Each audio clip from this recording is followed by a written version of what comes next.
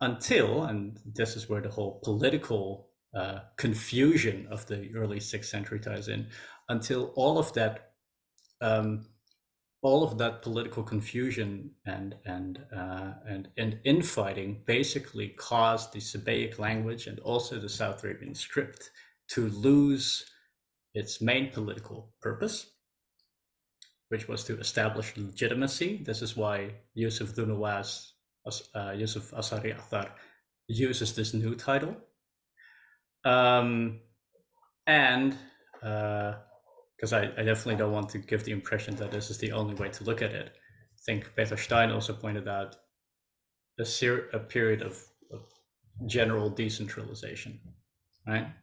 And this is this then creates a very fertile ground for new ideologies to come in and take over. Maybe sounds too aggressive, but are adopted by the local populations, right? Peace, everyone. Not long ago, I heard a Saudi ambassador at the Oxford Student Union claim that Arabia was only significant twice in its history, at the advent of Islam and with the discovery of oil. However, we strongly disagree, given the importance of ancient South Arabia and the events preceding Islam during late antiquity, the period on which this podcast will primarily focus, leading up to Islam's early beginning. And here to guide our discussion with his scholarly expertise is Dr. Imar Koutchoukali, a PhD holder in theology and religious studies from the University of Tartu. His research focuses on contact and historical linguistics, epigraphy, and grammatical gender, with the notable dissertation on linguistic and socio-political change in late antique South Arabia, which inspired this episode of the Real Talk podcast. We hope this conversation encourages you to explore Dr. Koutchoukali's dissertation further, as it offers valuable insights. So the activities in South Arabia seem to have played a key part in classical Muslim scholarship's understanding of Islam's prehistory. One of the more well-known biographies of the Prophet, written by Ibn Ishaq, begins with pre-Islamic South Arabia, several centuries before the emergence of Islam.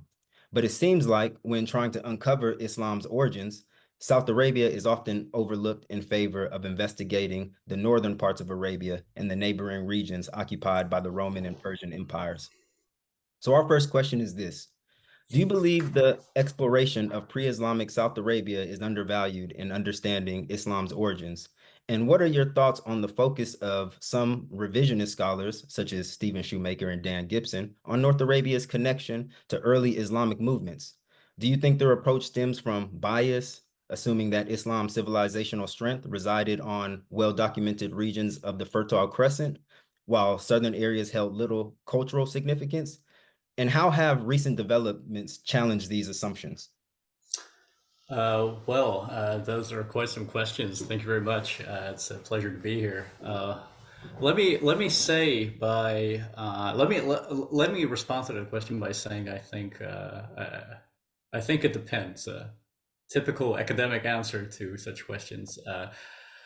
So for a long time, basically most Western scholars had zero or had very little understanding of Islam's prehistory beyond what was available to them in the Arabic sources. Now, when the South Arabian inscriptions originally became available, I don't want to say discovered, because they'd always been there, and Muslim scholars, as you probably well know, or were very much aware of them.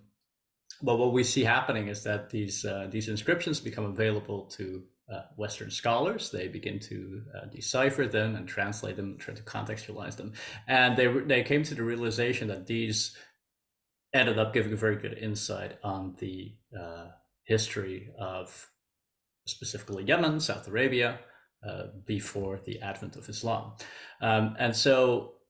In contrast to perhaps the assumption in the question, I would say that between about, let's say, 1870 up to even the 1950s, 1960s, South Arabia was more or less seen as the logical birthplace, theologically and culturally speaking, from where civilization emanated out into Central and Northern Arabia. And it, for example, many of the scholars of this period, so people like Julius Wellhausen and Theodor Nöldecker, actually devote a lot of attention to talking about the role of South Arabia.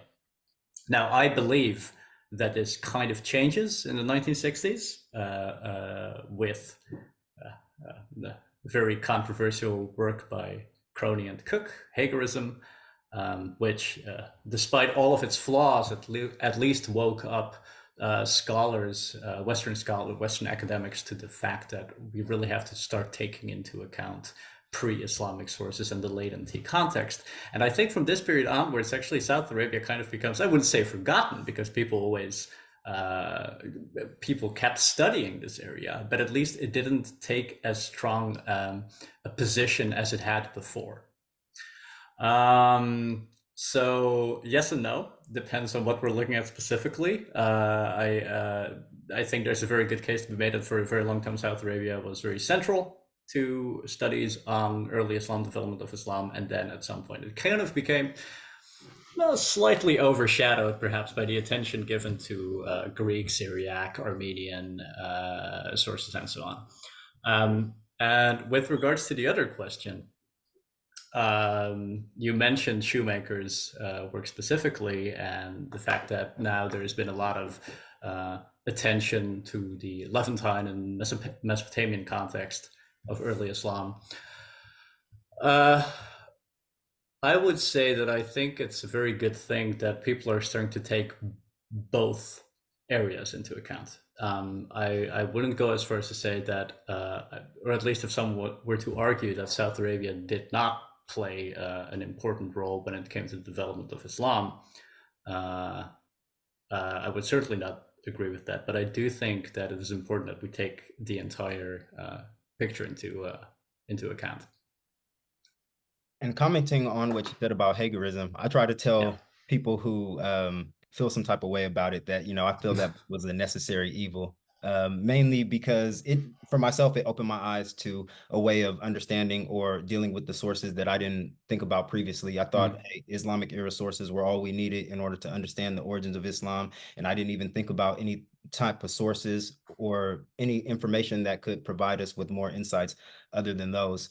And I guess the reason why we asked that question about South Arabia being undervalued is just because, as what you mentioned, it seems like more modern times. And you being in academia, you know that both have attention being paid to them. It just seems like in a lot of discussions, North Arabia seems to take precedence over South Arabia. And so we thought, hey, well, we should get yours. What do you think about what I just mentioned? So, yeah, it's a completely justified question, of course. But yeah, I would definitely argue that South Arabia continues, fortunately, to have this very important position when it comes to early Islamic studies and pre-Islamic studies. Okay. And despite its pivotal role in shaping the history of the Arabian Peninsula, ancient South Arabia has been largely forgotten by early Muslims, despite many originating from South Arabian tribes like the Azd and Khazraj. The later Islamic tradition preserves little of South Arabian language, culture, history, prompting questions about why this heritage faded from historical memory. Considering the prominence of ancient South Arabia and the reported South Arabian origins of many early Muslims, why do you think so little of its language, culture, and history were preserved in the Islamic tradition, despite its potential significance to early Muslim communities? Yeah, this is a fascinating question. I mean, this is really one of the pivotal issues that drove me to this particular field of study. What was going on in South Arabia during this 200 to 300 years in which we have so little primary sources?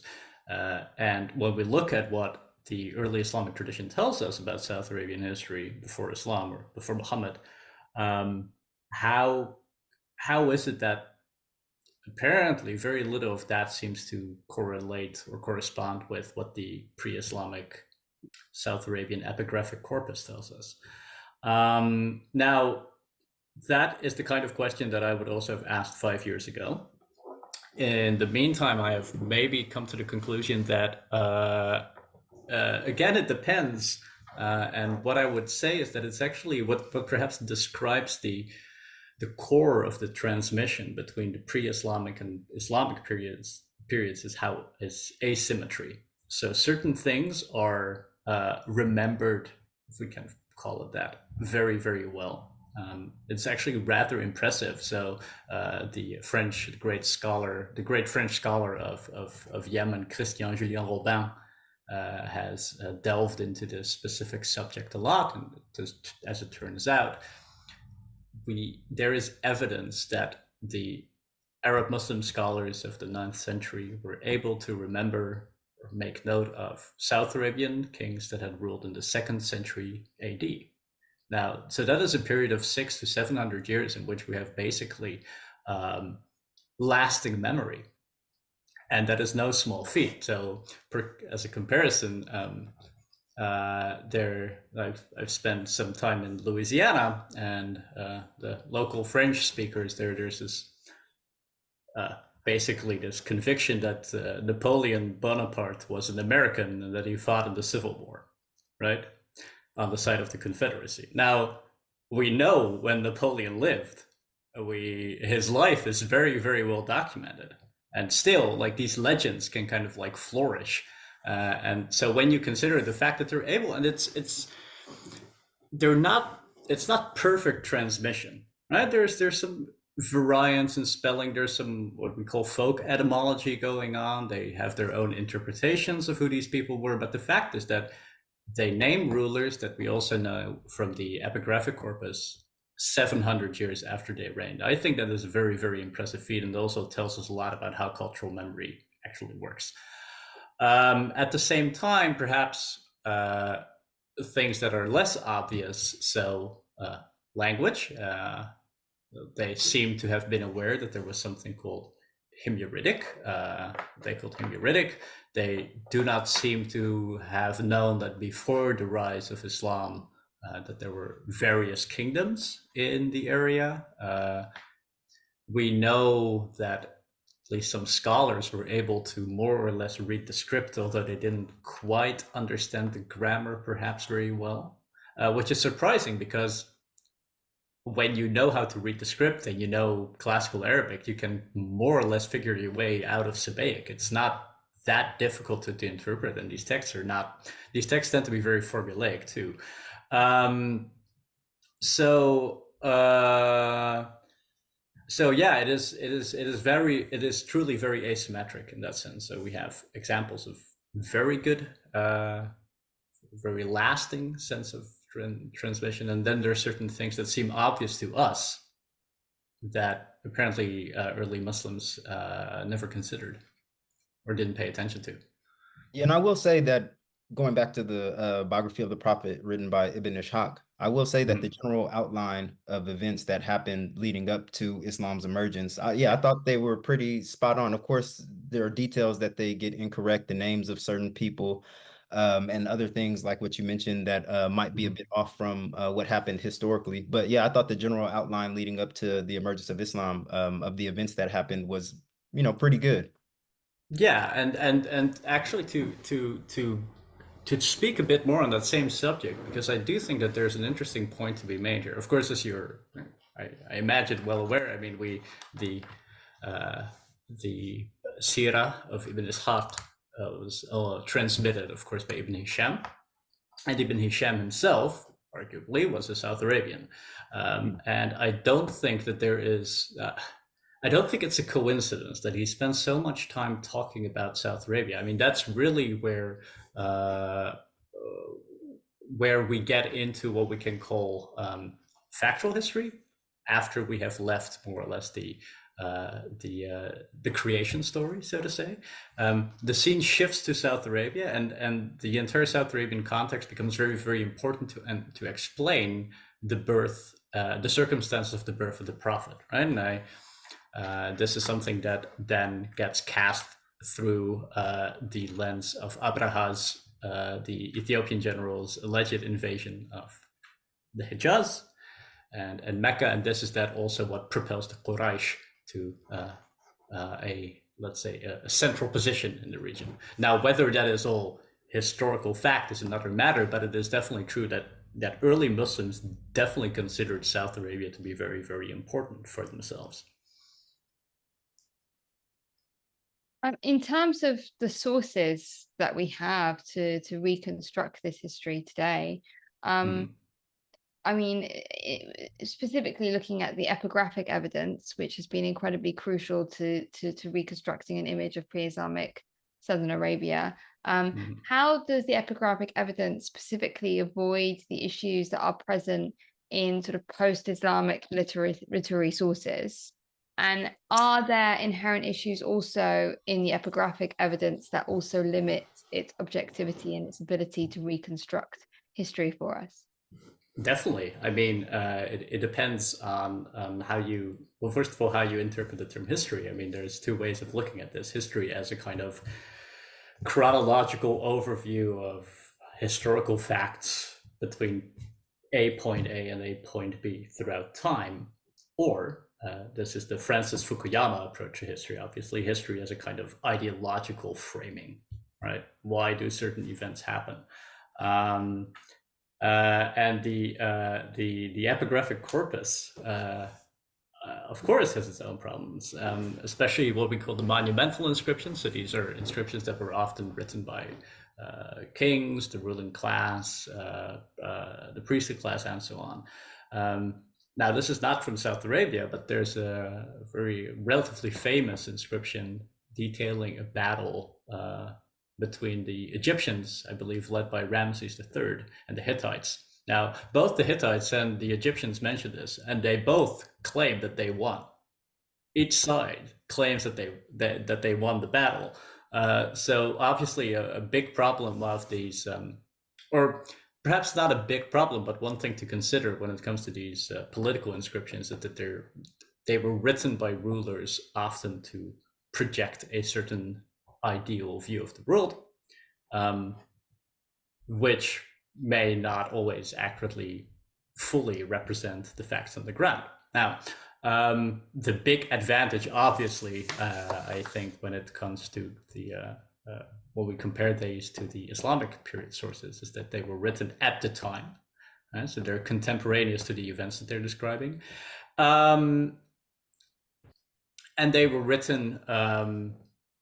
One of the things that we've also talked about is that later Muslims were not really able to access these sources, right? So they were not able to check, let's say, their view or understanding of history to the inscriptions themselves, right? So the fact that we have actual several tens of thousands of these inscriptions written between, let's say, 900 BC up to 558, I believe, the final South Arabian dated inscription, is of course an extremely valuable source of information.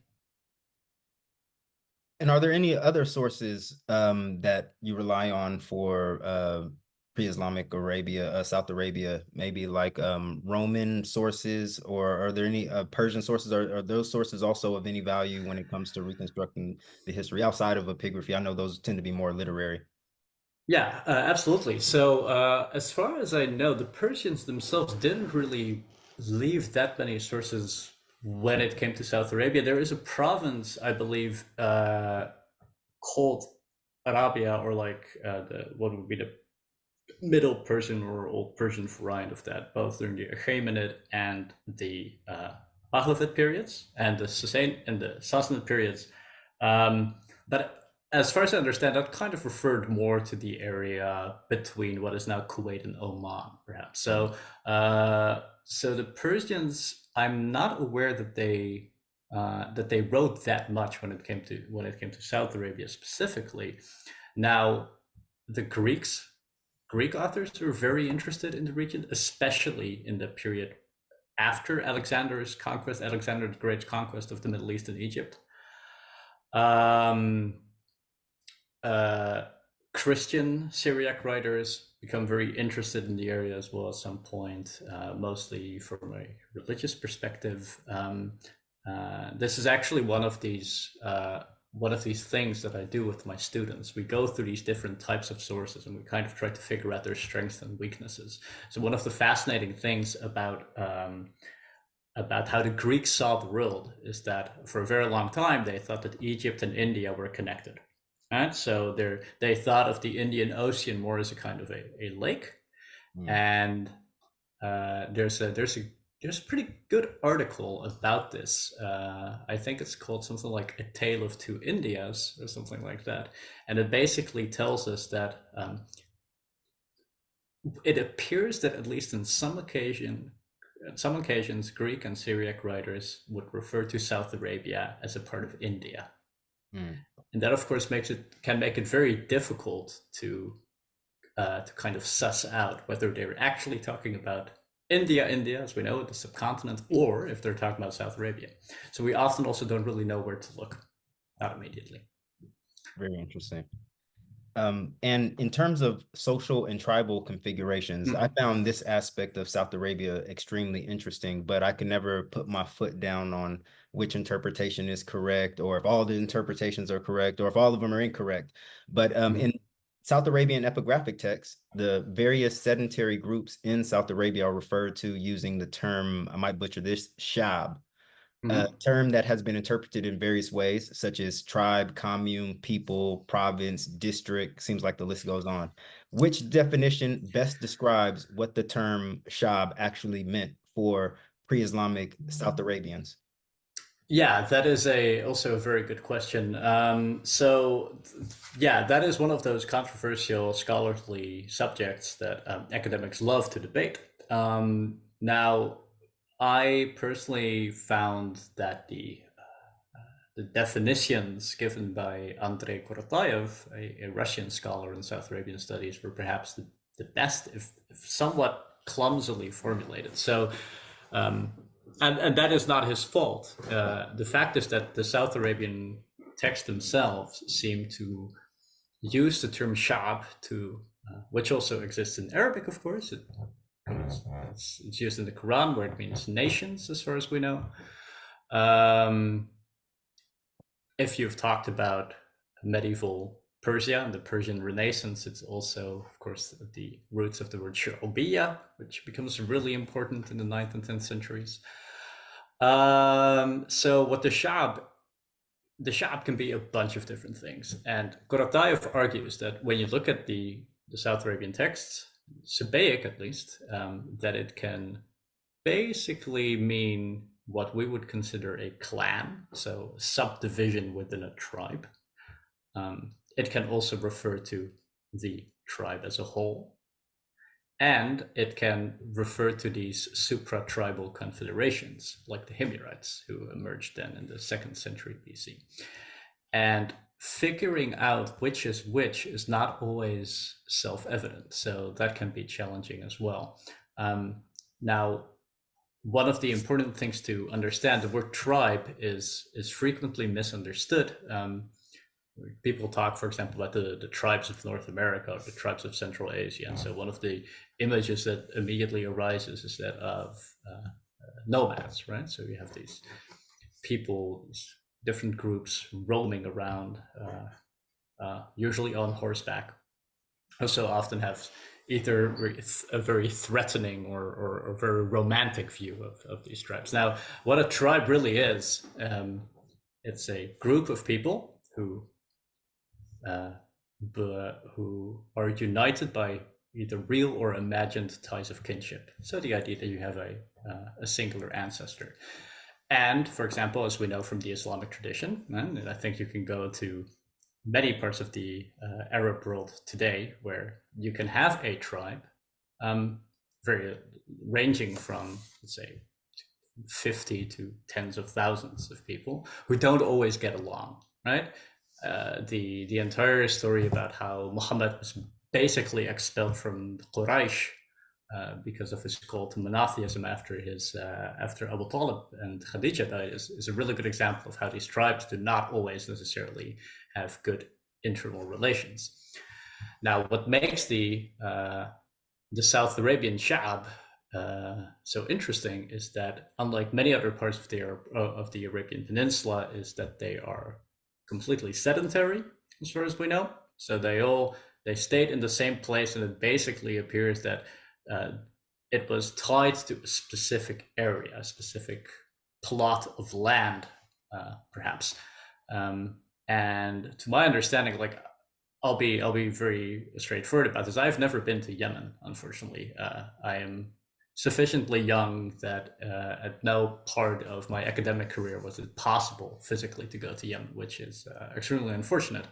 But it is my understanding of other people like Yemenis I've spoken to, but also Western scholars who have lived in the area or worked in the area, is that this has basically not changed very much over the past 2,000 years, right? So these tribal groups are still sedentary. There's significant differences between tribes inhabiting the highlands and those inhabiting the lowlands. But a very core aspect of tribal identity there is the connection to land. Okay, so their tribal structure differs from that of what you'll find in North Arabia, or isn't? In the sense that South Arabian tribes are sedentary, yes. I mean, there's also sedentary tribes in Central and Northern Arabia, often located around, historically, it's around oases, but this is very different in Yemen. I mean, if you go to, like, one could go to Yemen and immediately realize that it's very unlike the rest of the Arabian Peninsula. I mean, there's mountainous ranges, like the mountains there whose peaks are 3,000 meters high. It's rather quite different from the rest of Arabia. Sana'a, for example, year round has a pretty nice temperature, but between 17 to 25 degrees Celsius. So that's like 60s, 70s for our American listeners. Which, when you look at its location geographically, is not something you'd expect, but it's because it's also mountainous, it's so high that people are able to live there. Explains why the Greeks called it Happy Arabia. Yeah, so if I can comment on that immediately, that is actually very controversial. So the connection of South Arabia with what the Greeks called Arabia Oidaimon, or in Latin Arabia Felix, it kind of seems that the first sources did not use this to refer to what is now South Arabia, but rather to, again, kind of the Persian or Arabian Gulf area. And this is an article by, Jan Rester, a Norwegian scholar who I also quote in my dissertation. So he argues that no, this becomes a politically engineered move to place South Arabia in, to place Arabia Felix in South Arabia. So it seemed that their political or military campaign by Aulus Gallus, a Roman general, didn't fail completely. I believe he was executed later anyway, so it didn't really matter very much, but yeah. And moving on a bit, not quite in late antiquity yet, depending on how you designate late antiquity, Central Arabian tribes began migrating to Southern Arabia from the 1st century BC, and by the 3rd century AD, notably a very interesting group called the Himyarites. Their presence had significant consequences for the region, politically, religiously, and socio-culturally. How did the increasing Central Arabian presence affect the region, particularly in terms of its influence on the religious, socio-cultural, and political dynamics of South Arabia?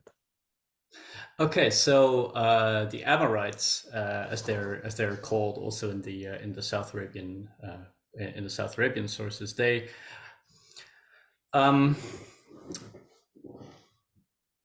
it has become much more difficult to think of this of their prominence as the result of migration. And the reason why I'm saying this is that for a long time the consensus was basically, what we see happening in South Arabia is that the Manaeans, who controlled parts of basically what is now the border area between Saudi Arabia and Yemen, that their power begins to disintegrate. They had been a massive, major economic player in the centuries before, between the 5th and 2nd centuries BC. And what we see happening is that they, for whatever reason, are no longer able to project power very effectively. Now, it's been argued that this is because of climate change or the decreasing import of overland trade routes. Whatever the case, the Manaeans kind of disintegrate, and then it's not so much that the Amorites and I believe they're called the Hakalites, and there's a third tribe as well. Perhaps they didn't migrate. Perhaps they were already there, but they're simply able to project their power more effectively. And a good argument to be made for that is they actually already appear. They are mentioned by name as early as the 6th or 5th century BC. So in my view, and I'll be honest, I've changed my opinion on this, because I also used to think more in terms of a Central Arabian migration into South Arabia. I've changed my mind on this, and I think it probably makes more sense to think about this as like these peripheral tribes who sense that they were able to perhaps impose themselves more effectively, and that is exactly what they do. That being said, there are some significant differences between the Amorites and the rest of the, let's say, South Arabians inhabitants, and we see that, for example, in the language of their inscriptions. So there's like certain linguistic features that seem to have more in common what we find in Central North Arabia. Their political system seems to have functioned differently as well. So the Manaeans, they were more or less an alliance of city-states, similar to what you also see in ancient Greece, for example. Now they abolished that, and they have this kind of tribal council, right? And of course, perhaps most interestingly in terms of religious history is that they have various deities, but one of them seems to be the most popular. It was called Dhu Samawi, as far as we can tell, was probably some kind of sky deity, right? A celestial deity, like Tengri, Tanrı in Turkish, the Mongol, Altaic, Turkic steppe people's main god. Of course, celestial deities you find all over the planet, so that's not very surprising. But what is fascinating is that the worship of Dhu Samawi tends to follow the Amorites around. So the Amorites then, in the centuries following that, the 3rd and 4th century AD, they establish trading communities all across South Arabia, and they bring their deity Dhu Samawi with them, who is actually mentioned specifically in, for example, Katabanian inscriptions, another South Arabian language, as the god of the Amorites. So that seems to play a pretty important role. Yeah, I asked that question because in your dissertation, it seems like with the Amorites and maybe other Central Arabian tribes, and you can correct me if I'm wrong here, they seem to have ushered in a concept of henotheism.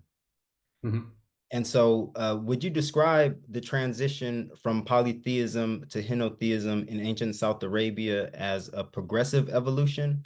If so, what evidence supports this development, or was it a decisive break with an identifiable trigger point? Yeah. Because it seems like, as what you mentioned, with the Amorites seem to elevate one god over many, whereas previously South Arabian religion didn't seem to operate in that fashion. Yeah. So for perhaps people who are less familiar with this, henotheism basically is the idea that okay, there's like a bunch of different gods, but there's one who is clearly more important than all the rest, and you see that happen frequently throughout history, not just in Arabia, but in a lot of different places. I mean, the Romans elevate Jupiter, the Greeks elevate Zeus. Now, the South Arabian context is kind of interesting because, as far as we know, indeed, before the adoption of monotheism, which I'm sure we'll talk about in a second, South Arabia, as far as we know, was polytheist in the sense that you'd have deities ranging from the personal or familial level, so seen in ancient Rome, for example, all the way up until the supra-tribal, even supra-statal level. And so all of these different South Arabian states had their own state god. Ilmuqu for the Sabaeans, for example, Wad for the Manaeans, also mentioned in the Islamic period, interestingly. well, we don't really know how these names are pronounced, so we're all it remains a controversial issue. But Siyan or Sayan in Hadramaut, if I'm not mistaken. And what we see happen is that the worship of excuse me. Yeah, so what we see happen is that even before that there was a deity called Athtar. It's etymologically related to Akkadian Ishtar, a moon perhaps deity, already fulfills this kind of role, right? Now, what makes this entire period kind of strange is that, so Dhu Samawi's worship begins to spread throughout South Arabia, and at the same time we see the amount of deities mentioned in, for example, the Sabaic inscriptions kind of dwindle. Now, we're not sure if this is a coincidence or if these two things somehow impacted each other. It's definitely not unimaginable, I think, that that similar kind of social trends tend to reinforce each other. Okay. And now moving on to the meat and potatoes of your dissertation, we're going into the late antique period, leaving the ancient period. I just thought that we should get that out of the way because it helps provide some kind of context for our audience listeners. But so in the second half of the 3rd century, a small and seemingly obscure tribal group known as the Himyarites, originating in the Qatabanian kingdom during the 2nd century BC, rose to power as the supreme rulers of South Arabia. And for the first time in its history, they unified South Arabia under a single dynasty and a single language, Sabaic. And also under the Himyarites, from 380 CE onwards, epigraphic evidence of polytheistic religions and pagan worship appears to have vanished in South Arabia completely. How do we explain the absence of epigraphic evidence attesting to the presence of polytheism and paganism in South Arabia post 380 AD? And does it imply the disappearance of polytheism itself or just an exclusion from the public sphere? I think the brief answer here would be polytheist rituals are simply no longer given state support. It's a very easy way to answer that, obviously. And you can make the story much more interesting, as I also hopefully do right now. So it really does seem to be the case that after the Himyarites had basically unified the entire South Arabian cultural area, ranging from what is now basically Najran in southwestern Saudi Arabia up until Dhofar province in western Oman, that they kind of abolish state-sponsored polytheism as quickly as possible. And it's kind of the leading theory perhaps as to why they did this is because they thought that rallying the populace around a singular deity, they call him Rahmanan probably in Sabaic, would be the most effective way, or at least would help to achieve that goal. Now, whether that implies that this also affected, let's say, the average Joe living in South Arabia is another matter altogether. And this is something that, as you were leading up to this question, I actually remembered one of the things that I also wanted to point out is that it is not always very easy to define polytheism versus henotheism versus monotheism. What we see happen frequently throughout history is that yes, there is this idea that there's like a single God, but at the same time, you get this, for example, in the many sects but perhaps many sects or many groups within Christianity wherein saints hold an extremely important position, right? So, and within Islamic history, the veneration of holy figures, awliya, among Sufis has also been rejected by scholars such as Ibn Taymiyyah as being somewhat too similar to polytheism, right? in the case of South Arabia, when the Zaydi Caliphate or the Zaydi Imam comes in, Hadi al-Haq, in the 10th century, he describes Yemen as being completely overrun by polytheism. Like nobody was really Muslim here, and whether or not it is true, it does perhaps help if we don't think about these terms in very, let's say, binary way. So I think there's a very good point to be made, or a very good argument to be made, that the Himyarites indeed adopted a very broad sense of monotheism as quickly as they could. At the same time, even today, one might argue is that there are certain rituals, certain, let's say, cultural trends that probably predate even the arrival of Himyrite, or the imposition of Himyrite monotheism in South Arabia. So yeah, it's what I would argue is that these things are very rarely so binary.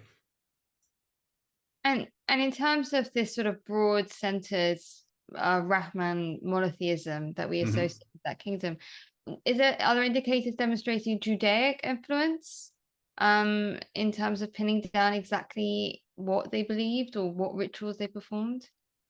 Yeah, one of the things that I think my advisor Ivona Gajda, she has quite literally written the book on this specific subject.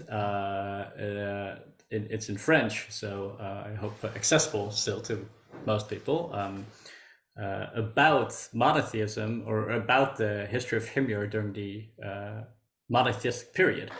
Now, what basically comes out is that the Himyarites seem to have been extremely careful in avoiding explicit references or overt references to things that we could consider either to be very clearly Christian or very clearly Jewish. So what they do is that they refer to, well, there's a single God. He has these epithets: the merciful, the one who resides in heaven, the Lord of heaven on earth, he who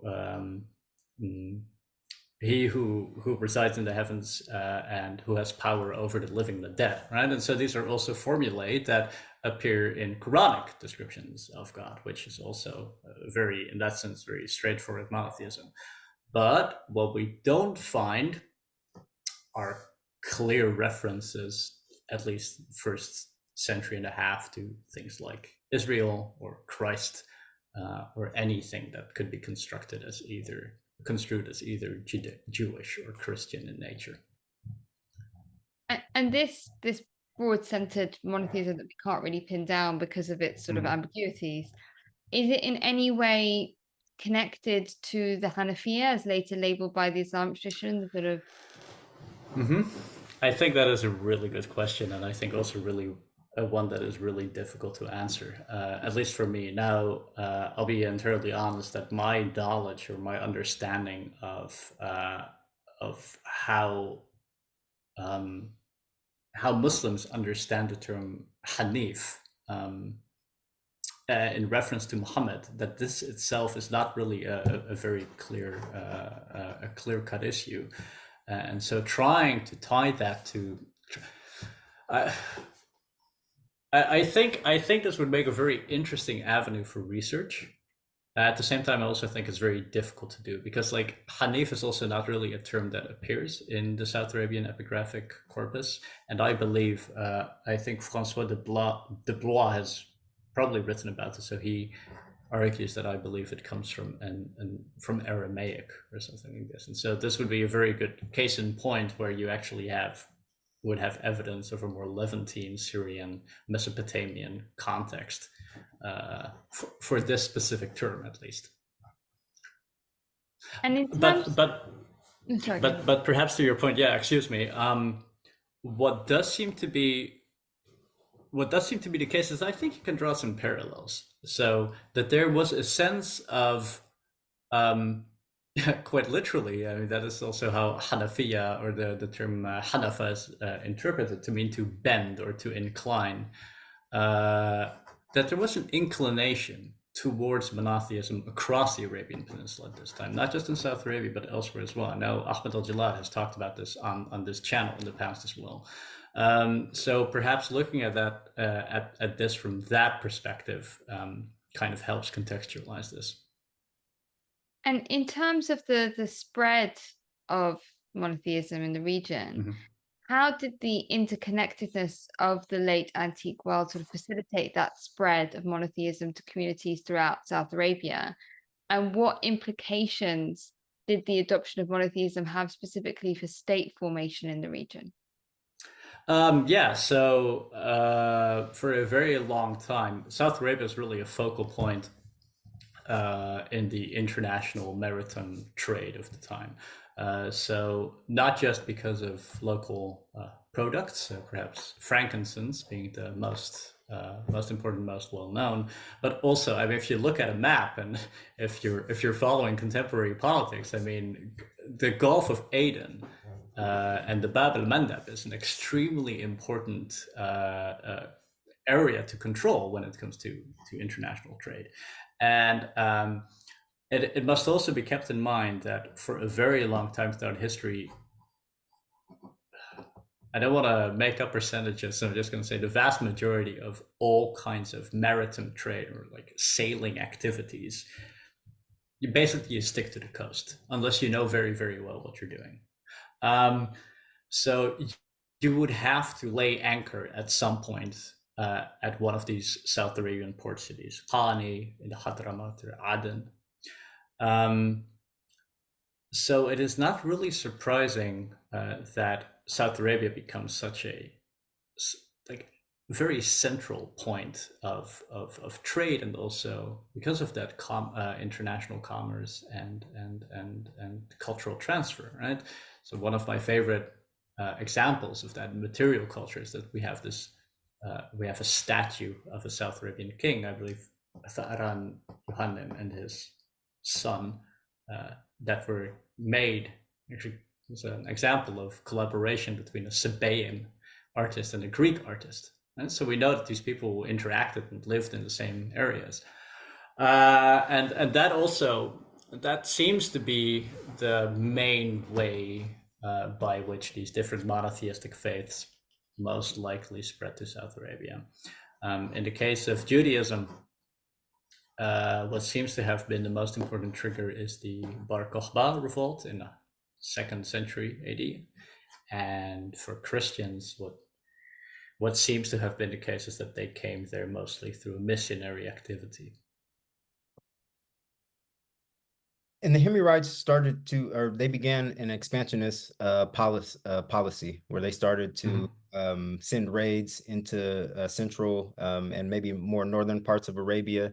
But what were the consequences of the Himyarite kingdom's expansion into central and northern Arabia, specifically regarding shifts in power, intertribal relations, and cultural and religious influence during the pre-Islamic period?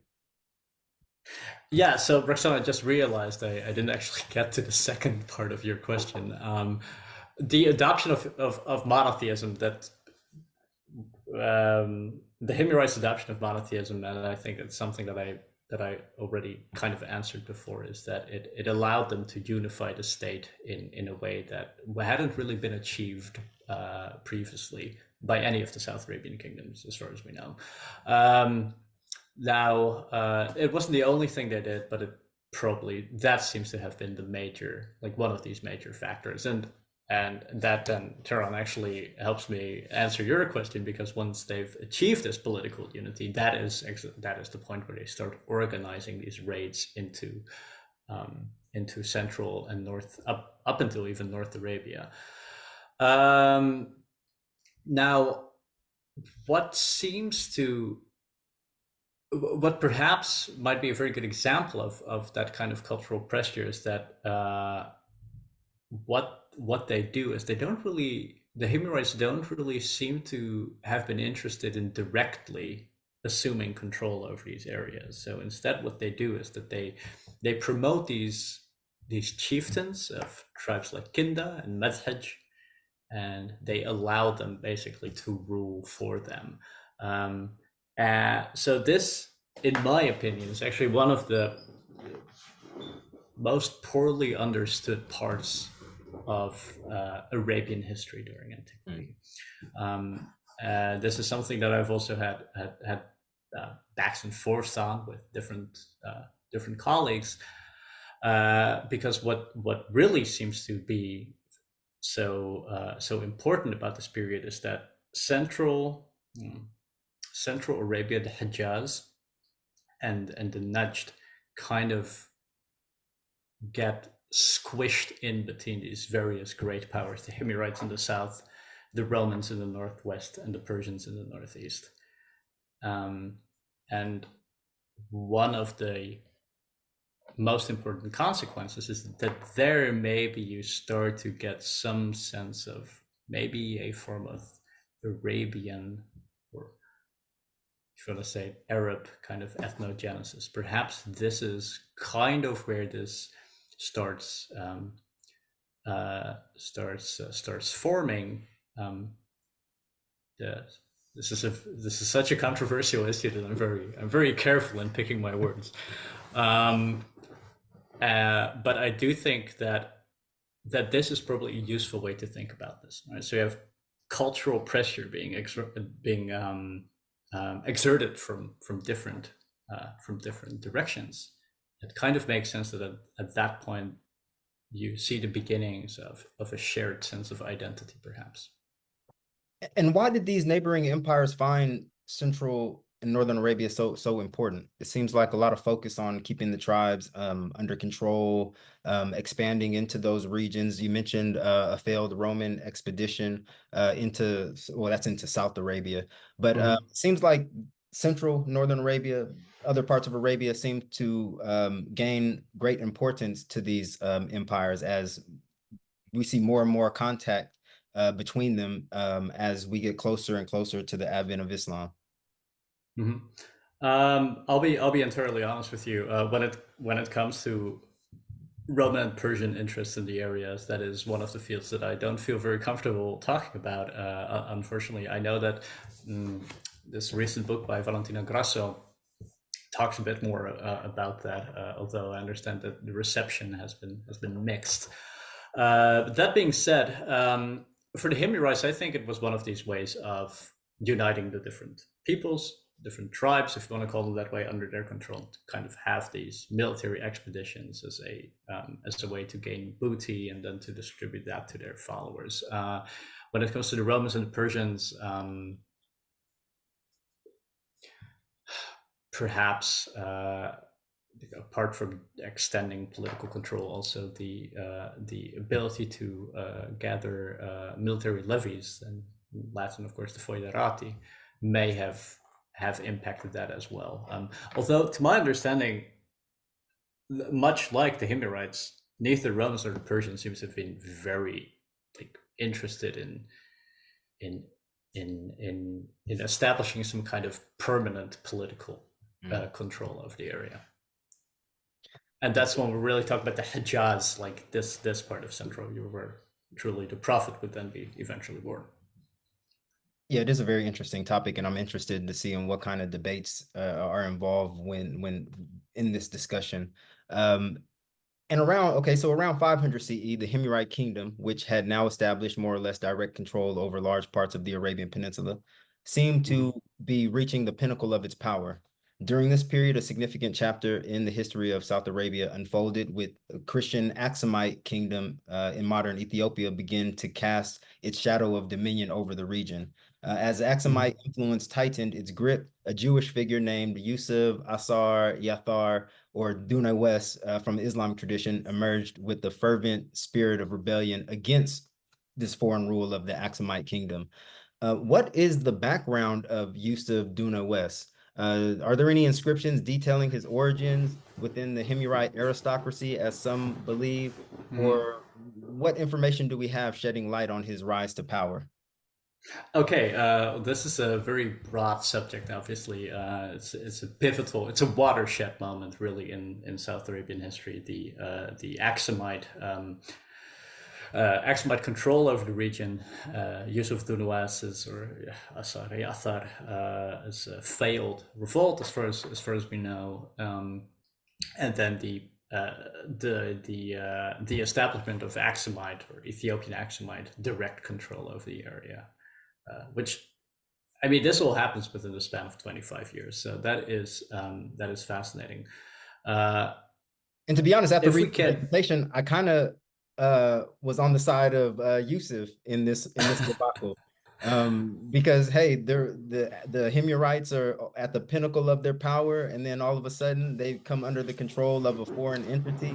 I can kind of see why, and maybe I might be wrong in my assumptions on his intentions, but I can kind of see why he revolted in that sense, if that's even why he. yeah, no, it makes a lot of sense. I mean, and look, like everyone loves an underdog, right? I mean, maybe we wouldn't. Maybe he would be less sympathetic if he had won, right? So I can't fault you for that. Although the problem is, okay, well, first of all, maybe let's zoom back a few centuries before that. So around the same time that the Himyarites begin to establish themselves in, a relatively small area of what is now southwestern Yemen,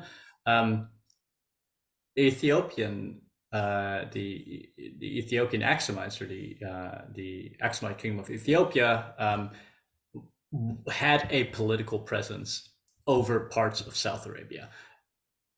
Probably the area around Najran, probably significant parts of the seaboard. That's called the Tihama. And one of the things that the Himyarites and Sabaeans did together is that they kick the Aksumites out, right? And so as far as we know, between the 3rd and the beginning of the 6th century CE, the Aksumites had no form of political control over South Arabia. But, and this is, I think, a very important part of the discussion, is that the Bab el-Mandeb is like 15 kilometers wide. It's not an insurmountable distance. And we know from history that as far back as the end of the 2nd millennium BC, South Arabians had been present in parts of the Horn of Africa. The Fidel script, the Ethiopian I was script. for this podcast, I was reading an article where they found Sabaean inscriptions in the northern part of Somalia in Puntland. Yeah. There's a funny anecdote about this because I think Yemen has basically become inaccessible, but I was told that basically the idea is, oh god, like, well, Somalia, that can be like, it's probably a lot better now. But so yeah, absolutely. There's evidence of Sabaean of a Sabaean presence on that part of Somalia, Punt. There is, we know that the South Arabian script gave rise or evolved into the Ethiopian script, which is still in use today in Ethiopia, Eritrea, and in Djibouti.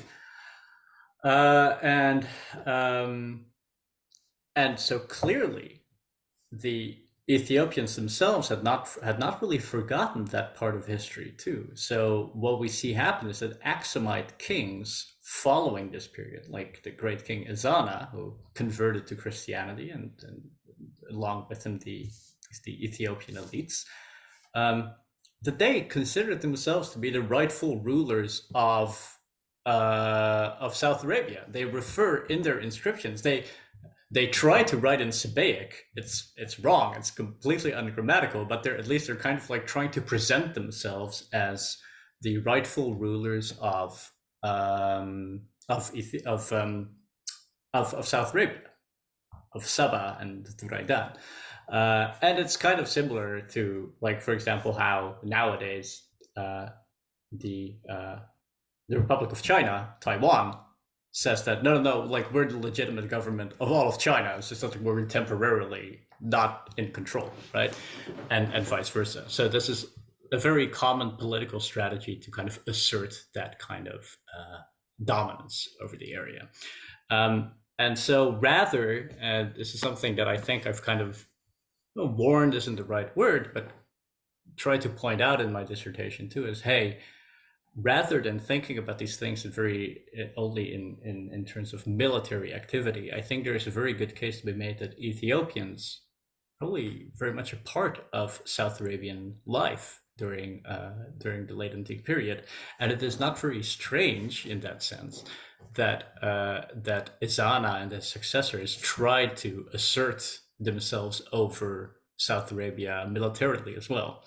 Now, you're absolutely right in that in the centuries following, the Himyarites seem to have been able to maintain full political control of the area. But at the same time, and of course the inscriptions won't tell us this, there does seem to have been serious political tensions or social tensions within the kingdom, specifically when it comes to the distribution of attention given towards either Judaism or Christianity. So this kind of then begins to change.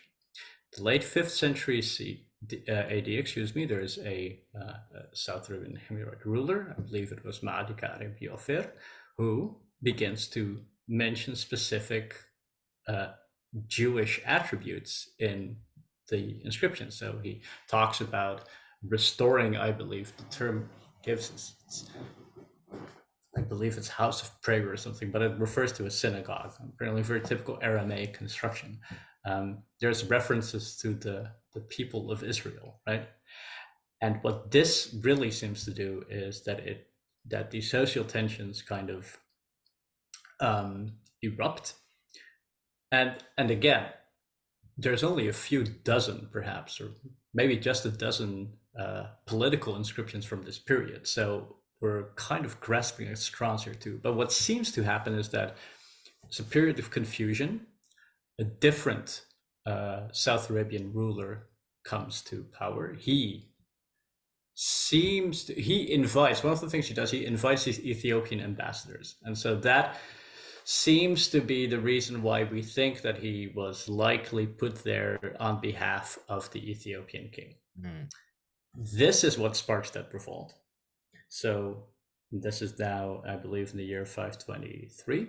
So Yusuf becomes known as Dhu Nuwas in the Islamic tradition, rises up. Then he does,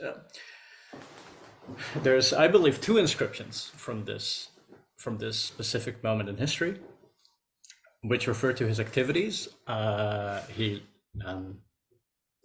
lays siege to Najran, and he reinforces the Bab al-Mandab, and then he dies.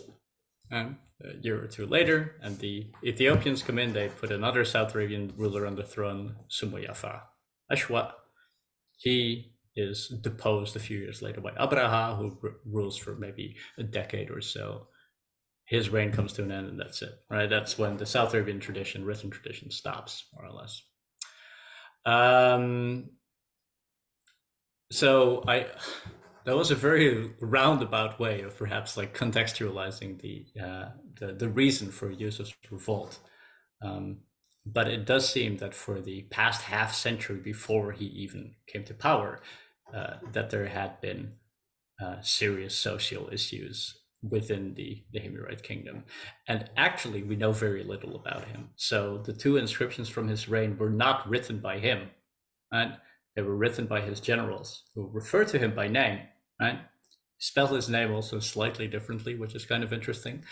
But as far as we know, or at least we haven't seen any inscriptions that were written. I mean, he didn't actually physically, obviously, like hew these inscriptions out, like using a chisel and a hammer, but he would have been the person to give the command, right? But we don't have evidence of that.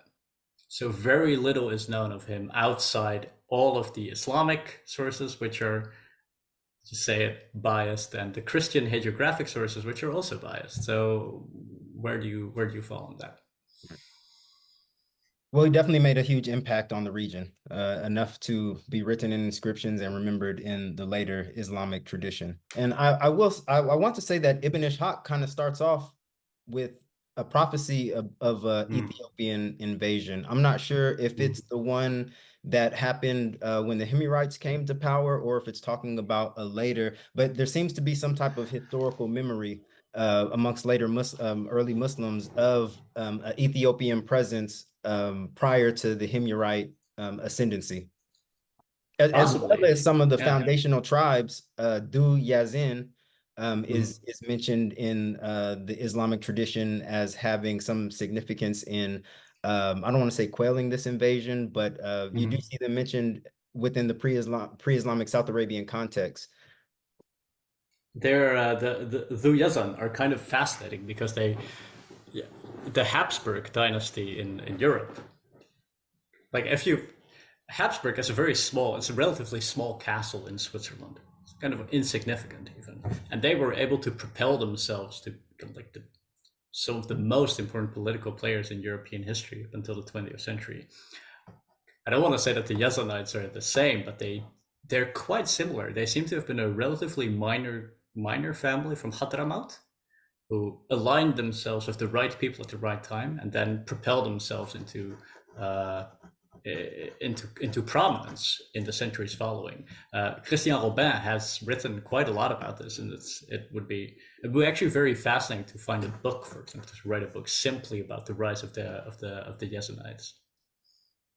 Yeah, I want to say that it was Michael Lecker who said that one of his methodologies in understanding early Islam is tracing to the tribal activities of certain tribes from early Islam into pre. So yeah, the Dhu Yazin, because I think he did one, I can't remember the name of the tribe off the top of my head. To see a similar study on the Dhu Yazin, yeah, would be extremely interesting. Yeah. And so Yusuf, and you mentioned the title that the Ethiopian, the Aksumite rulers called themselves, that they also saw themselves as rulers of South Arabia because they felt they were a part of South Arabia. In the time of Yusuf, we see a break in this ancient tradition by which South Arabian rulers sought to derive their legitimacy by styling themselves with the royal title King of Saba and Dhu Raydan. Why did Yusuf choose the title King of all the tribes instead of the traditional South Arabian title? And what significance does the Quranic reference to the people of Tuba hold, particularly in light of its interpretation as the title of rulers for ancient South Arabia and the later Islamic tradition? Because yeah, it's extremely fascinating because before coming across this in your dissertation, I was under the assumption, okay, Yusuf revolted because he wanted to bring the Himyarite throne back to what it was previously before the Aksumite and before Aksumite wardship. But by looking at the name that he chose to style himself under, I kind of abandoned that theory because if that was the case, he would have called himself, he would have went in line with what all the previous rulers would have gone under. So yeah, that's just, sorry, I didn't mean to add that on, but. No, I think I'm first of all, I'm very flattered to hear you say that. But specifically because this is something for which eventually we have so little in terms of primary sources that I think it's highly unlikely that we're ever going to find an inscription that would like either prove or falsify this theory. So in the end, it depends on whatever historical philosophical framework you think you consider to be the most convincing. Now, one of the things that I've tried to find an answer to, or one of the big questions, is why did all of these radical changes happen so quickly? Why is it that 40 years before the birth of the prophet, like these people were maintaining traditions that had been there over 1,000 years ago, and then 10 years later, nobody seems to care anymore?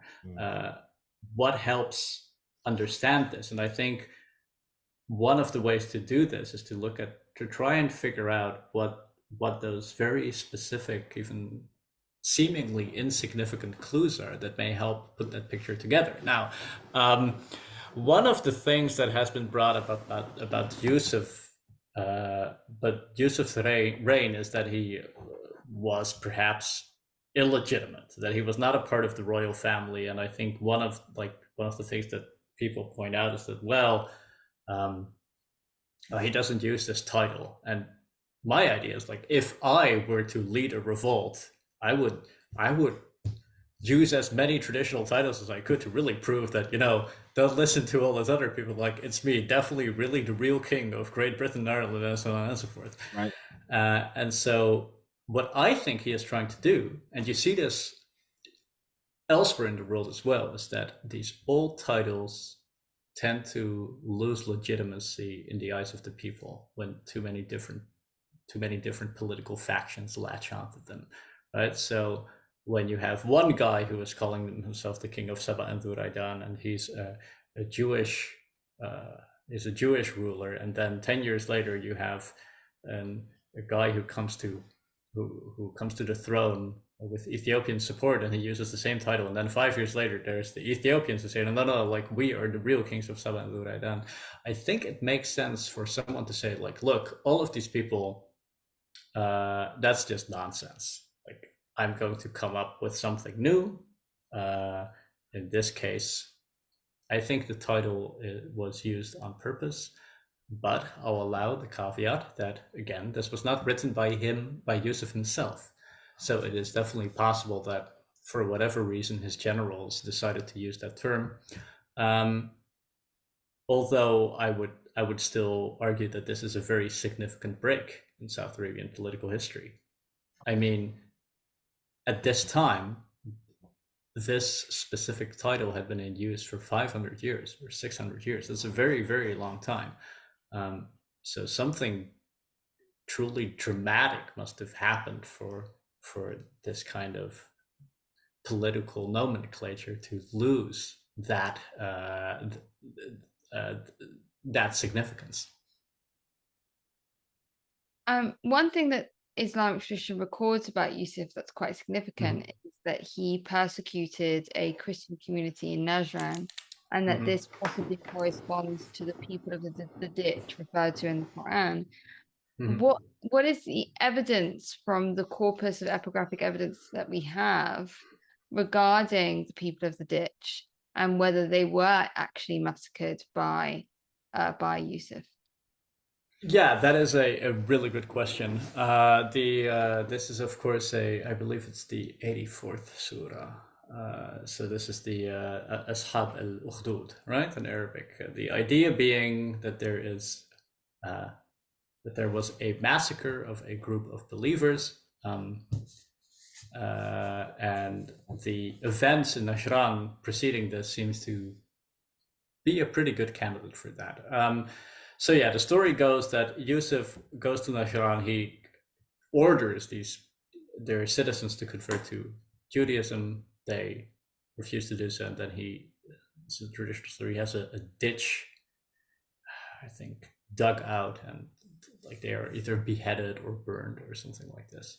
Now, what makes the surah so interesting is that I believe that the phrase is "Qutila ashab al-ukhdud," right? And the early Islamic exegetes weren't really sure whether they were the ones being killed or the ones doing the killing. Right? So this is already kind of a controversial issue. Now, the thing is, okay, let's start with the epigraphic corpus. Now, there is a reference to a burning of the church Zafar, the Himyarite capital, which seems to be an act of political persecution. There's been also arguments made that this was really a way of demonstrating a rejection of Aksumite authority. I think that is an interesting possibility. But of course, the inscriptions don't really tell us that he went into Najran and killed everyone. There is a reference to negotiations about hostages failing, and that at that point the city was taken by force, but still nothing in terms of a persecution. Now, what happens around the same time is that there are several sources in Syriac and Greek that refer to the massacre or a massacre of the Christian community. There is a famous Syriac work which has been transmitted as under the title of the Book of the Himyarites, or the Martyrdom of Saint Aretha's Haritha in Arabic, which refers or speaks specifically about this period in time. I don't think it is necessarily unlikely that there was that Yusuf indeed persecuted either all Christians or some of them. George Hatko, who is a professor at Vienna University, has pointed out that there's actually some indications that his wrath may have been targeted only at Christians associated with the Aksumites. And that's what I thought while I was reading your, a thought that came to my mind as well, like, really, was he aiming to eradicate all Christians, or was he just aiming at those who were affiliated with the Aksumite because of political reasons? Yeah, I think that this is probably one of those things for which it's very difficult to find a satisfying answer. That really, it would be maybe if we dig out the site and there'd be like a bunch of skeletons. I mean, that would be a pretty good indication. Although even then, one might, yeah.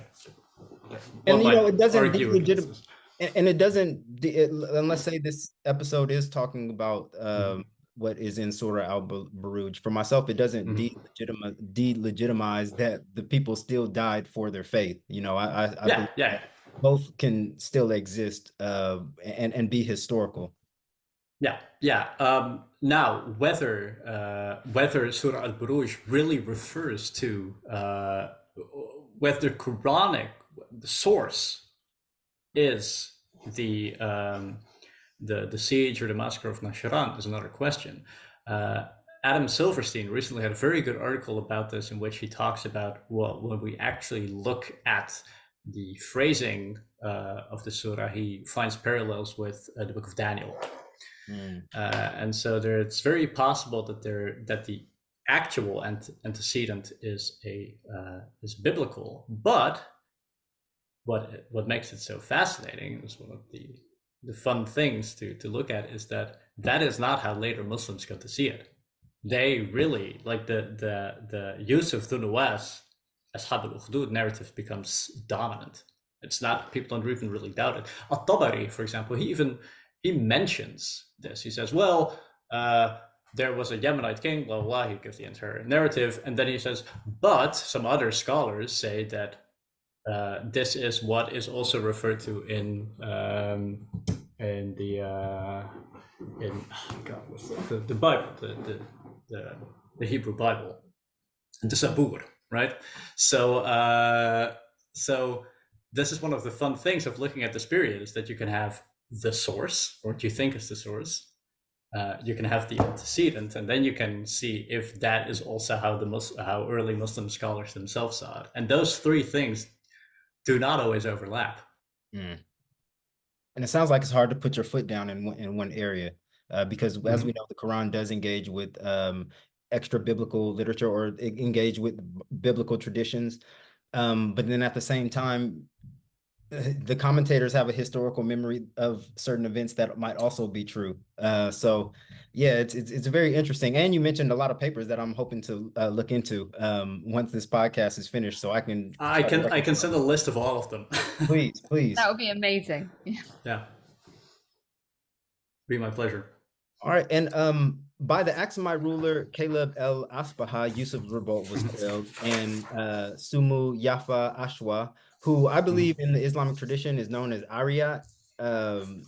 You find Abraha and Ariyat having a dispute. Ariyat was supposed to be the ruler of South Arabia after Yusuf's revolt, but then Abraha. So I assume that Sumu Yafa is who Ariyat is supposed to be in Islamic tradition. That might be moving too sideways, but very possible. Okay, it's such a great example of this asymmetry, right? So Yusuf Dhu Nuwas is remembered like very, very well, and this is like, what, we're talking about 150 years, and then Sumu Yafa Ashwa just does not appear.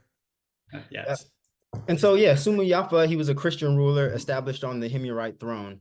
During Sumu Yafa's reign, invocations of Christ in a Trinitarian fashion, marking Jesus as the Son of God, were evident. However, Abraha, an ambitious Aksumite general and also a Christian, later overthrew Sumu Yafa. Moreover, Trinitarian invocations under Abraha seem to have changed, with Jesus no longer marked as the Son of God, but simply as the Messiah, bringing it closer to Quranic understandings of the person of Jesus. So my question: how did Abraha's alteration of the Trinitarian invocation from recognizing Jesus as the literal Son of God to calling him the Messiah affect Himyarite religious beliefs? Was this intentional? And what were the implications, given the Himyarite tradition of not openly acknowledging divine progeny alongside Jewish perspectives on Jesus as not their Messiah? Yeah, that's a really good question. I mean, alongside with Unfor Jewish perspectives on Jesus, not their Messiah. Sorry. yeah. Of course, unfortunately, one of the things that is going to be very difficult to answer because we don't really know what the common Himyarite man really thought of all of this, right? And if so, I would say perhaps that Sumayya Ashwa's reign is a very clear indication of hardline Ethiopian military political influence in South Arabia, basically copying, transplanting Ethiopian understandings of Christianity into the South Arabian context. What perhaps now, it was not uncommon for rulers to have to deal with all kinds of rebellions and internal political strife. So what I imagine Abraha was trying to do is to, maybe he relented perhaps on this specific religious formula in order to not upset all of his South Arabian followers. I mean, we know that Abraha himself had to subject some tribes that had risen up in revolt against him, right? So on the one hand, he was trying to navigate establishing an independent political presence in South Arabia. This more or less confirmed by a very contemporaneous source. I believe it is the church history of Procopius. He mentions this, and he talks about Sumayyafa as well, in Isimaphaios in Latin or Greek. So that really seems to have been the case. He was trying to become independent. He had tribes, Himyarite tribes he was trying to deal with. Perhaps this is one of those areas where he felt, okay, well, if I renege, or if I get rid of this part of the Trinitarian formula, it might make my political ascendancy easier. But again, it's very important to keep in mind that even though Abraha's reign is relatively well understood, we're still talking about 5 or 6 inscriptions in total from his period. So as I said, I mean, there's a lot of theorizing always going on, relatively few primary sources, and it all depends on what you personally find to be the most convincing. And to me, that's what makes pre-Islamic Arabia, I mean, from north and south, so interesting, is that there are significant gaps that need to be filled that create a lot of discussions around them. Mm-hmm. Absolutely, yeah. And one of the discussions that's quite controversial is an event that's very key to Abraha's reign, which is that in 552 we have this inscription that records his expedition into Central Arabia, and the Islamic tradition linked that to the Prophet's birth, to Abraham's expedition to the Hijaz from Southern Arabia, known as the Year of the Elephant. And what's quite notable though is that inscription contradicts Islamic tradition in 2 ways. One, that Abraham seemingly never reached Mecca, and that he achieved victory rather than facing defeat. How do historians reconcile the historicity of Abraha's expedition to Mecca in light of the epigraphic evidence, which obviously makes no mention of it? And do we have any other pieces of evidence apart from Islamic literary sources that prove that Abraha actually attacked Mecca?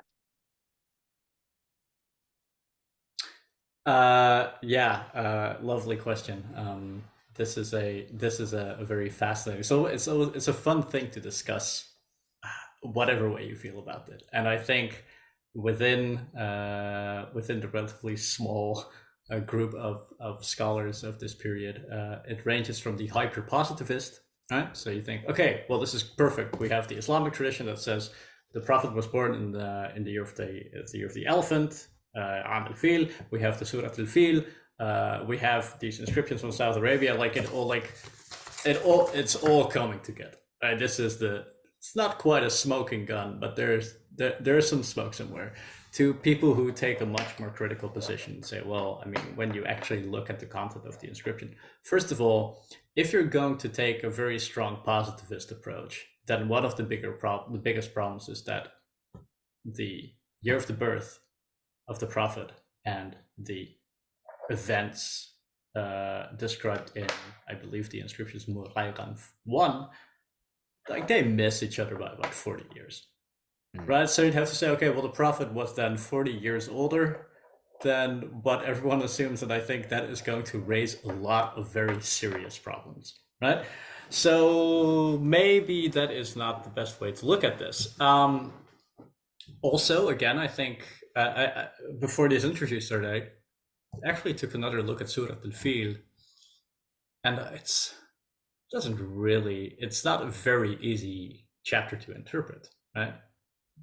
Baked clay, birds, there's an elephant. The connection to Abraha then is that he came from Ethiopia and he brought an elephant with him on his campaigns. It's not impossible. We know that the Aksumites hunted elephants and that they used them in their armies. Whether Abraha had any with them is another matter, of course.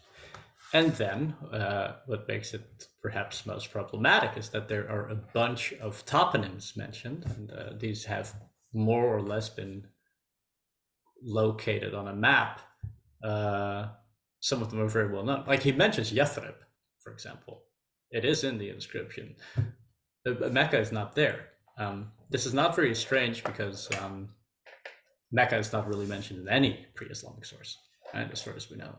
Which doesn't mean, I mean, there's some people who take this into the other direction, saying, well, look, that proves that Mecca never existed and that it was built by Muslims in the first century. And I was like, okay, well, that also seems very difficult to prove. But to perhaps then answer your question as best as I can, I think it's very difficult to try and connect the two. I think it's another very good example of early Muslims allotting South Arabia or ascribing South Arabia a kind of very important role in its history.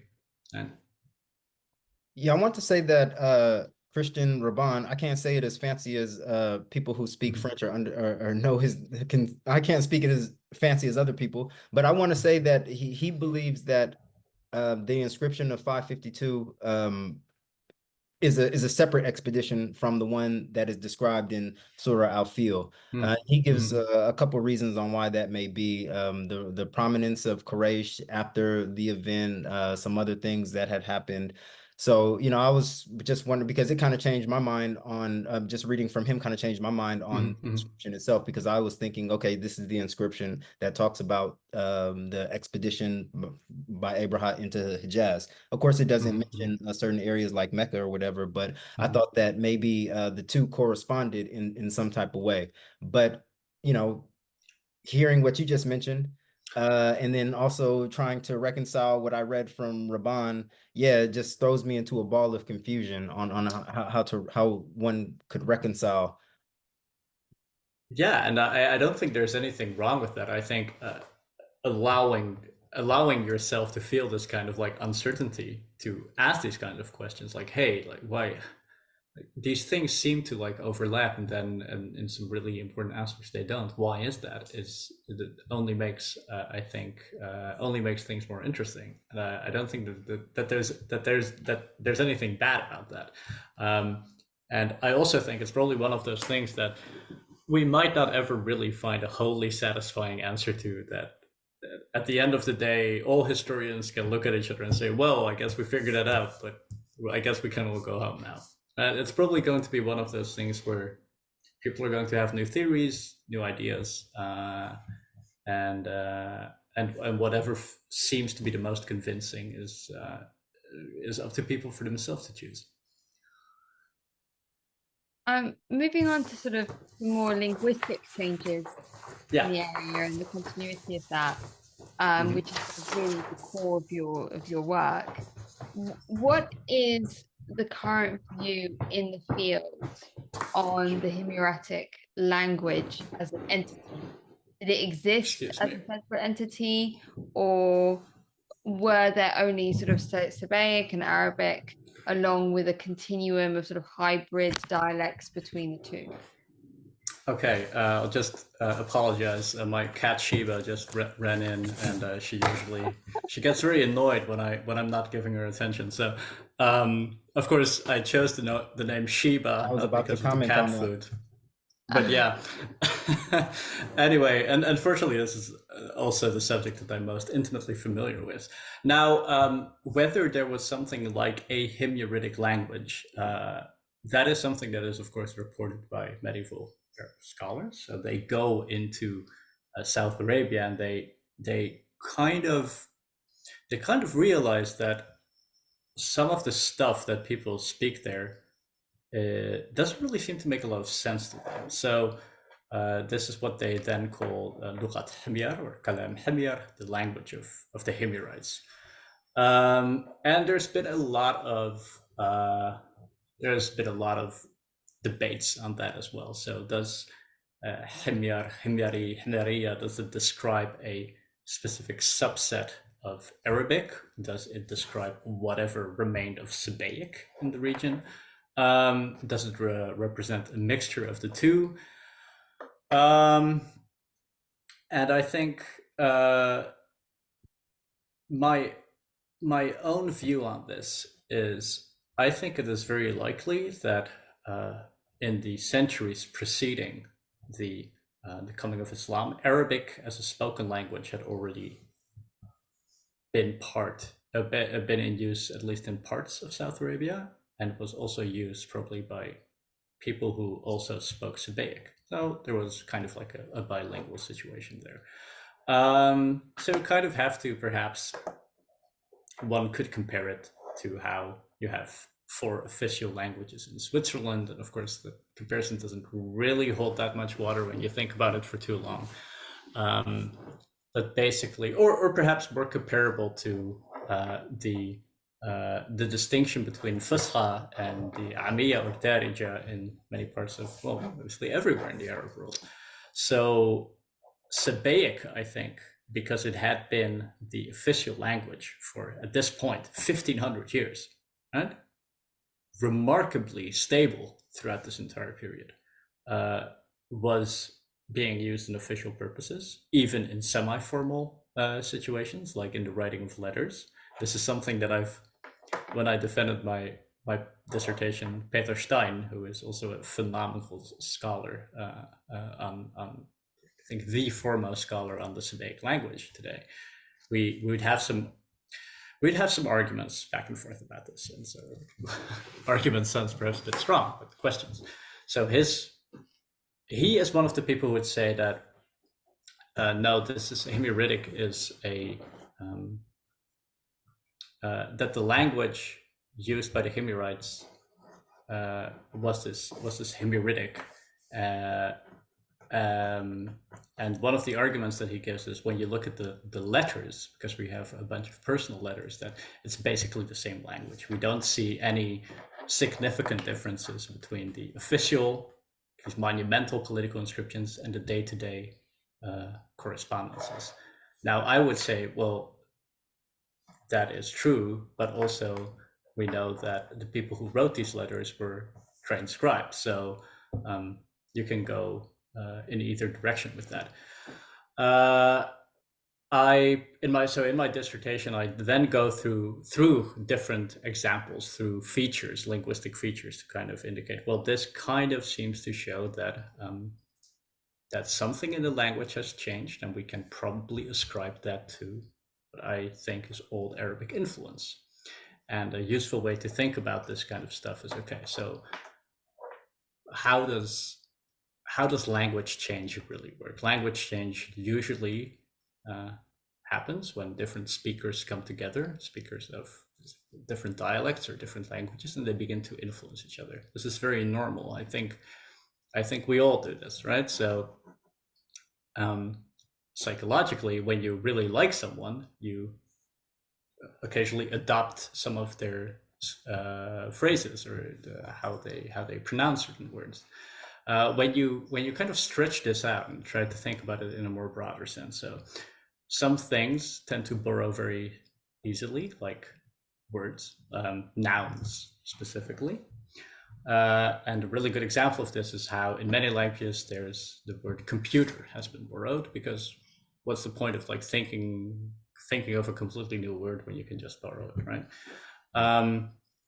So that is very obvious. Now, when you go into some less obvious stuff, a very typical feature of Irish English, so not the Irish language, but English spoken by Irish people, is that when you ask them a question, a yes or no question, very rarely, at least historically, would they answer yes or no. They would say, I did or I did not. And this is because in Irish, there are no words for yes and no.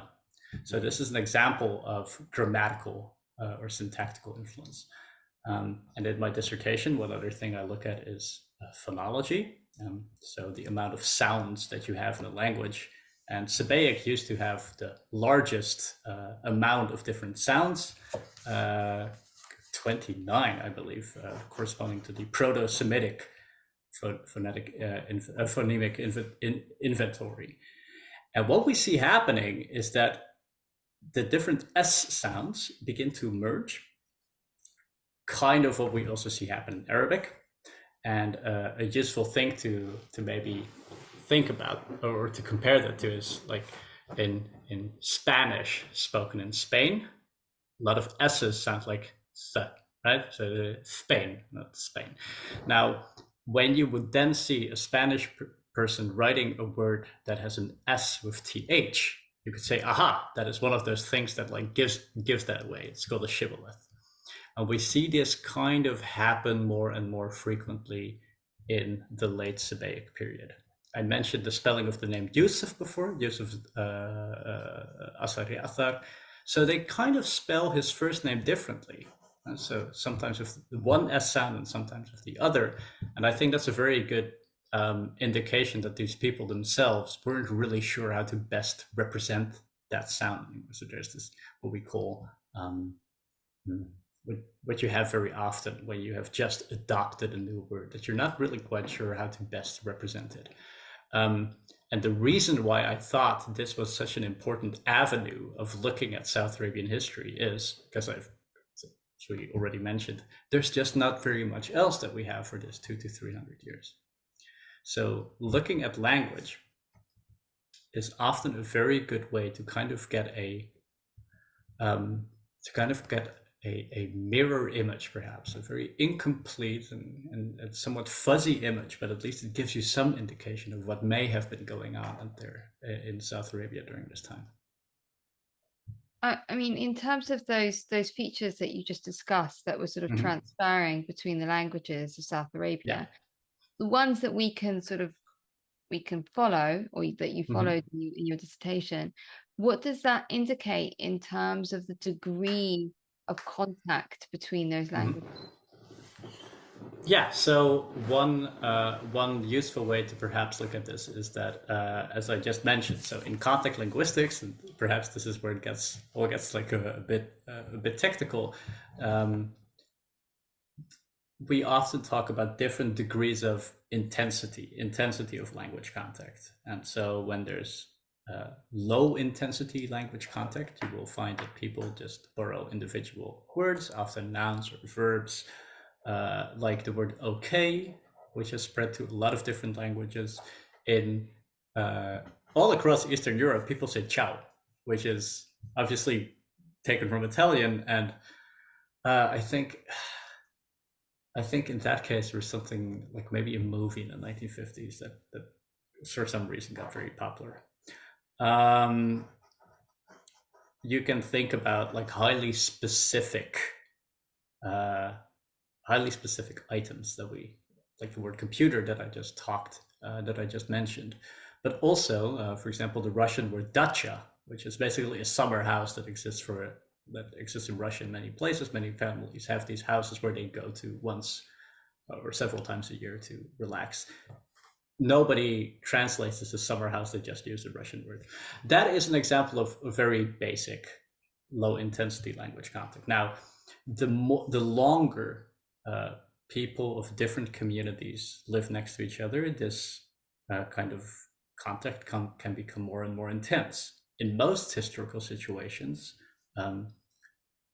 one group also has a higher social status, and so their language exerts more pressure on what is called the low prestige language.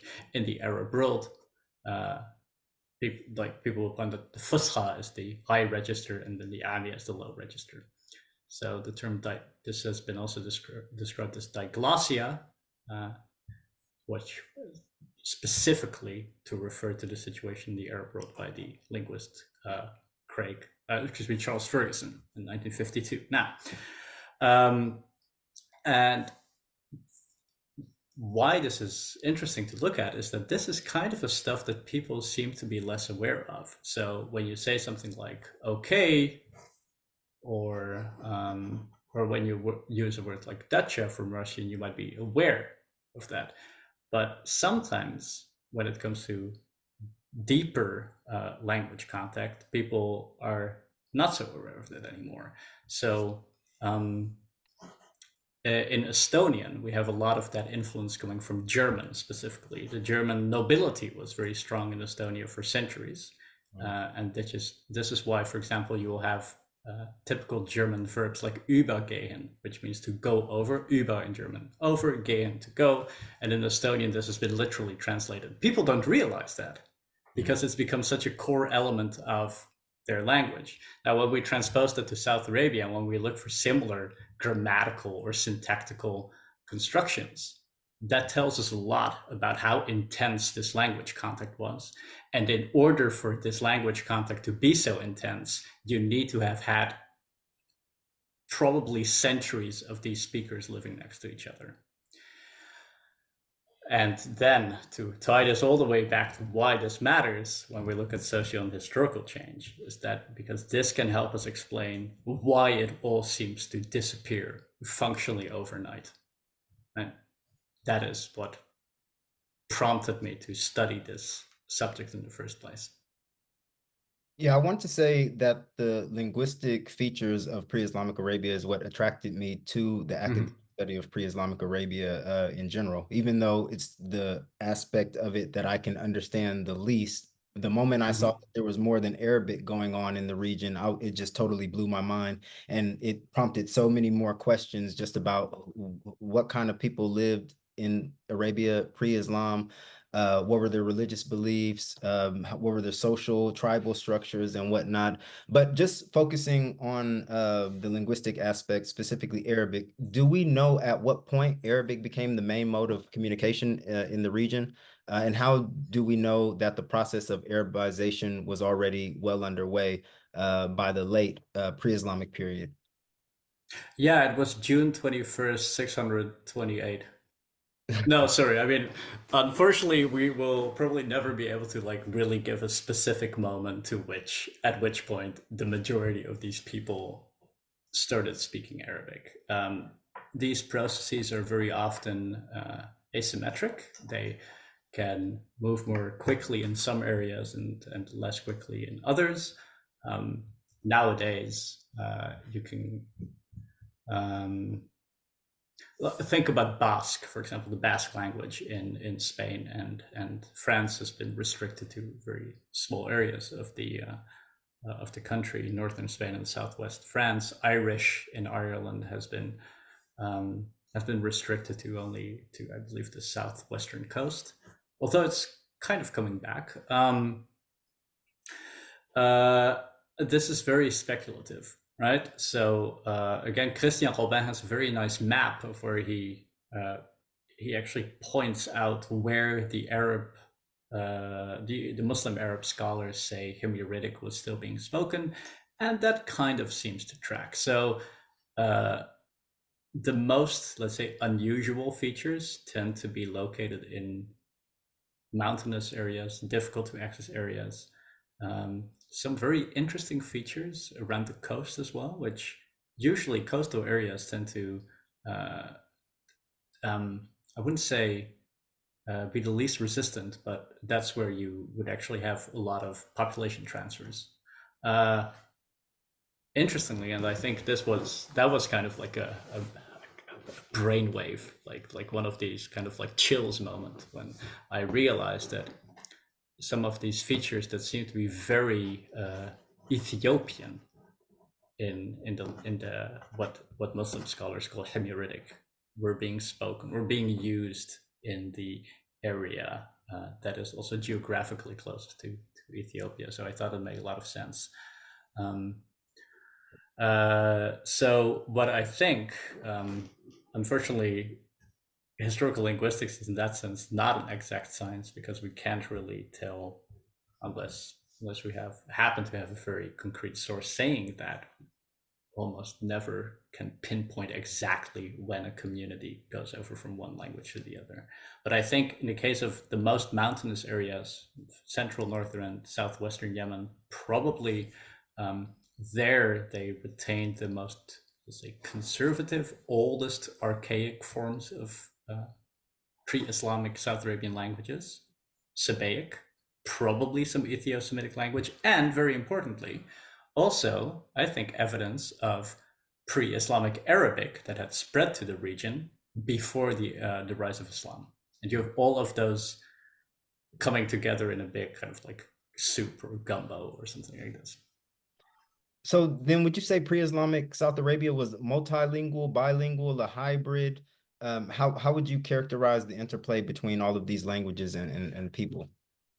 I would say that the evidence that I've worked with gives the impression, the material I've worked with gives the impression that we're definitely talking about a multilingual society here, in which Sabaic is the most prestigious, the most important.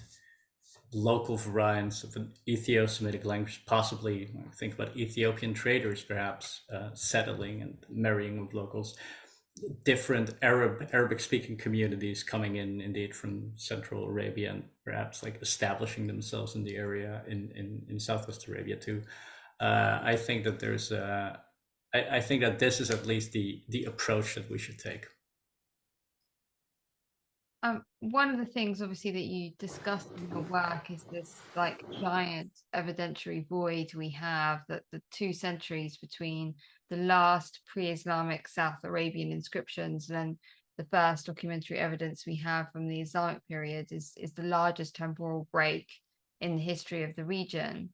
How have scholars working on South Arabia's early Islamic history dealt with this challenge in terms of reconfiguring the history of the region, and how does your approach, which is to sort of trace linguistic change, how has that filled the evidentiary void you feel in a way that has differed from previous scholarship?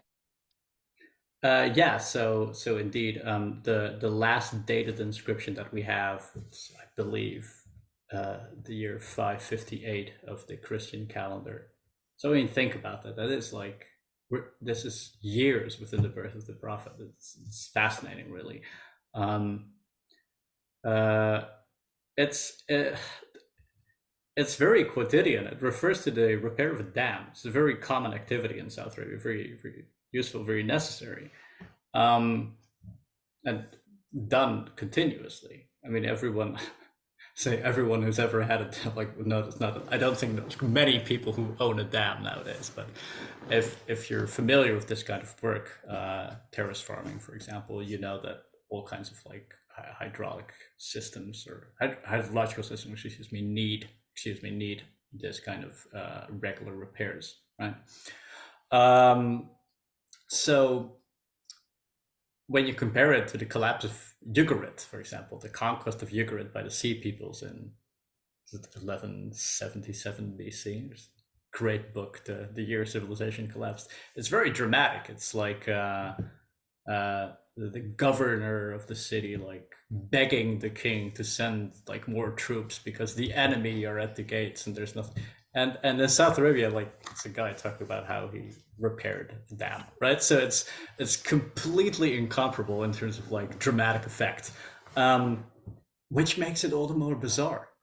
Why, like, what was going on? And so in the earlier stages of my dissertation, I thought, well, this was also a period of time in which you have the Justinian plague, which we also know came to South Arabia because Abraha refers to it in one of his inscriptions. They were repairing the dam at Marib, which, by the way, the collapse of the dam of Marib has also been given is given a very big role in kind of Arab ethnogenesis, right? You mentioned this at the beginning of the interview, the scattering of the Azd, for example. Brian Ulrich wrote a book on this. This wasn't, I mean, yeah, it happened. Dams burst on occasion. In China throughout history, this has had disastrous effects, but in South Arabia, it's something that would happen, and it would not necessarily be the end of the world. So I would say that this is then turned into a cataclysmic, apocalyptic kind of moment in history by later Arab Muslim scholars, although that also seems to be a very positivist interpretation. And I would just like to point out that also early Muslim exegetes, when they were talking about, this is Surah Saba, right, 34, in which it is said that the Sabaeans, or the people of Saba Qawm, I believe the Quran uses, were given 2 gardens and they disobeyed God, and he sent down the Sail al-Arim. Fantastic. Arim is definitely a South Arabian word, so there seems to be that antecedent there. But generally, early Muslim exegetes thought that this was more on the scale of something comparable to Noah's flood, right? So they didn't really think about it as specifically a South Arabian thing, and they thought about it in much broader terms. So they talk about, I believe this is in Imam al-Muqatil's tafsir. He talks about how the flood was from all the way between, I believe he says, he doesn't even place it in South Arabia. I think he talks about from between the Hijaz and he calls it Al-Ard al-Muqaddasa. So that is what, Palestine. So South Arabia has nothing to do with that. And then a few centuries later, it turns in South Arabia becomes this really important point. Sorry, that was a very long tangent, but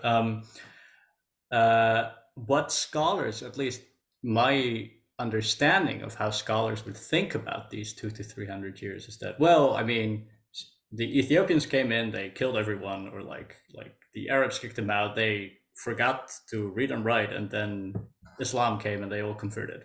I mean, that's perhaps a disparaging way to talk about this, but in the first page of my dissertation, I talk about I think, phenomenal French scholar, Robin's actually, his thesis advisor, Maxime Rodinson, who wrote a very interesting Marxist interpretation of the Prophet's life, who, even if you're not a Marxist, I would recommend reading it. He was a phenomenal historian and Ethiopisist.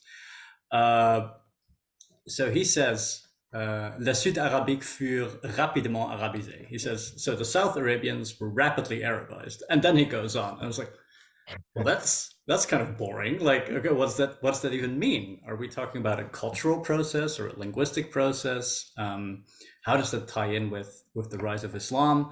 And because nobody has really thought to connect the linguistic dots, at least, I think that is kind of how my dissertation helps. And this is why I also really have to make the argument that, look, there were Arabic speakers also, as Ahmed al-Jalad or Peter Webb would tell you. It's like, doesn't mean the same thing as Arab, right?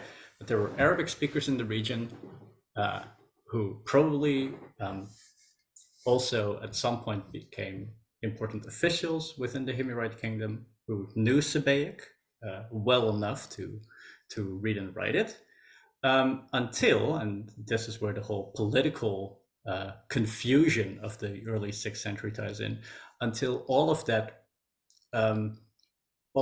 political confusion and infighting basically caused the Sabaic language and also the South Arabian script to lose its main political purpose, which was to establish legitimacy. This is why Yusuf Dhu Nuwas, Yusuf Asari Athar, uses this new title. And because I definitely don't want to give the impression that this is the only way to look at it. I think Peter Stein also pointed out a period of general decentralization, right? And this is kind of, this then creates a very fertile ground for new ideologies to come in and take over. Maybe sounds too aggressive, but are adopted by the local populations, right? So if I were a regular Himyarite living in the 6th century, right, and for somehow I and my family had survived all of the horrors, because I mean, a very important thing to point out, 1600 years later, it is often very easy to distance oneself emotionally from the people who were living at the time, but it must have been a devastating time of profound uncertainty and civilizational collapse. I can totally understand why people thought perhaps that the world was ending. If I were a regular Himyrite, as I was about to say, and with a family, and somehow it survived the plague and the Ethiopian invasion and Yusuf's revolt and Abraha's attempt at becoming independent, and lived through all of that and seen basically all of the social structures that I'd known for my entire life collapse around me, I would be myself very, I believe, responsive to accepting a new kind of religious ideology. And I think this is why Islam was able to establish itself so successfully. And what you mentioned sounds much like when I talk to some Europeans about Christianity, the long history that Europe has had with Christianity, you know, for good or for bad, that the reason why a lot of them may have fell away from it was because of certain tribulations that happened in previous times. That's just what kind of came to my mind when you mentioned that. I mean, I'm pretty sure you can look at outside of Christianity and other aspects or other religions or ideologies, but that's just the one that came to mind when I live in Europe and I talk to a lot of Europeans about religion. And it seems like when they talk about Christianity, they talk about all the negative things that happened in the past for why they don't adhere to it in such a way today. And you also mentioned that the word ahrim is of South Arabian origin. What lexical parallels exist between pre-Islamic South Arabian epigraphy and Quranic vocabulary? What can these tell us about the emergence of Islam in the region? To what extent does Islam represent an endpoint by which various Arabian monotheist traditions coalesced? Oh, fantastic! Yeah, I think very fascinating subject to it. I kind of overused this word, I think, a bit, but because it is, I think, genuinely a very fascinating part of history. Plenty. I mean, after the Himyarites adopt monotheism, we see very strong parallels, lexical parallels between the epigraphic corpus and the Quran. So list all of them, of course. I think the phrases are the most interesting usually. So Ilahan, like the one God, Rahman, the merciful. There's stuff like we see the word masjid appear in a South Arabian inscription. I think it's a Beit in Masjid, and it's in a synagogue, right? It's very interesting, very brief, very interesting Jewish inscription. The epithets too, like how God is described, I think give a very good view of how different how different monotheistic traditions have more or less settled in the region. So you got stuff like mentioned previously, Lord of the living and the dead, Lord of heaven and earth. These are all things that you find. It's different because the of course in the Quran it's Rabb, right? In South Arabian the term they use the term Baal and Baalan, right? Which is parallels in Hebrew and other Northwest Semitic languages, but isn't really used in Arabic. So you can have lexical differences where the words themselves don't correspond one-on-one, but the idea seems to be the same. And God also being described as king, for example, that is something that you find in Islam as well, obviously.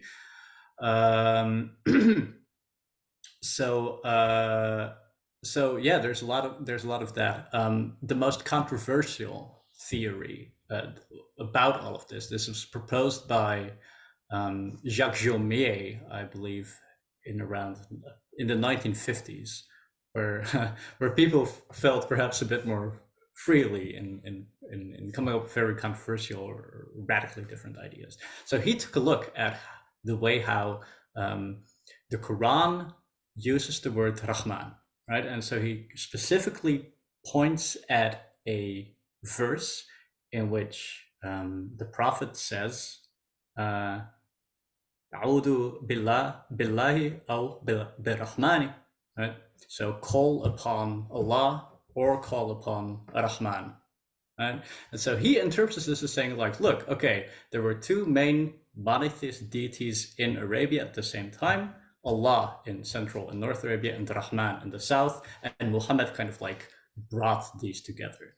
There's different ways how you could interpret this. You can use this polemically to say, like, look, obviously, like, this was all some attempt to unite two different gods. I would say, I think it just shows that there was already, like, the term Hanif was already mentioned. There was an inclination towards monotheism, and different names were perhaps used. And then Muhammad pointed out that, look, in the end, these are just two names to describe the same thing. And I think that is probably one of the most controversial, but also one of the most interesting parallels between South Arabian monotheism and the text of the Quran. Before the Islamic periods, South Arabia was generally considered quite a separate cultural region, and it was distinct from parts of the Arabian Peninsula. How were South Arabians eventually able to not just negotiate themselves into being considered Arabs, but also establish their region as almost the Arabs' original homeland? Yeah, it's brilliant. I mean, I think they did a really good job at kind of promoting South Arabian Arabness as the progenitor, really, of all Arabs. Still believe to this day. Yeah, and look, I mean, I don't think that there's anything wrong with that either. It's an extremely powerful force, this kind of like sense of national or ethnic belonging. And as I said, I mean, like this, it also has a lot to do with how you want to define Arabness. And for a lot of Arabs, one of the most important things is the Arabic language. Now, so you can also point out, as I did in my dissertation, that Arabic was present in South Arabia even before the coming of Islam. So that's fine. Now, if you want to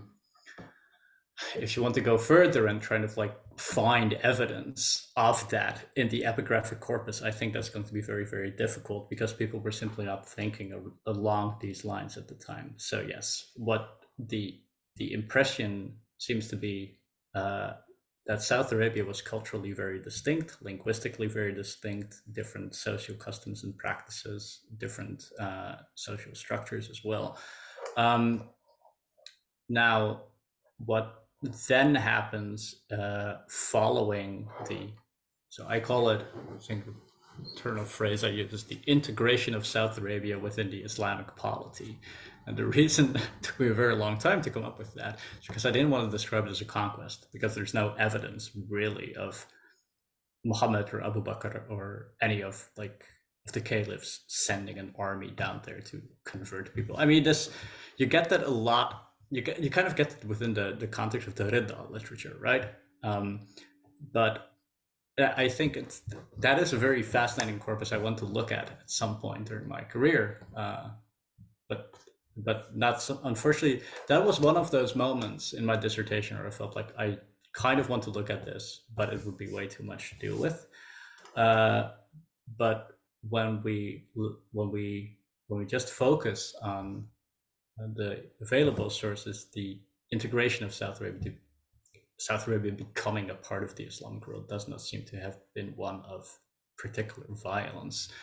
So at least it's nothing compared to the later Arab or Muslim conquests into the Middle East and Egypt and so forth. So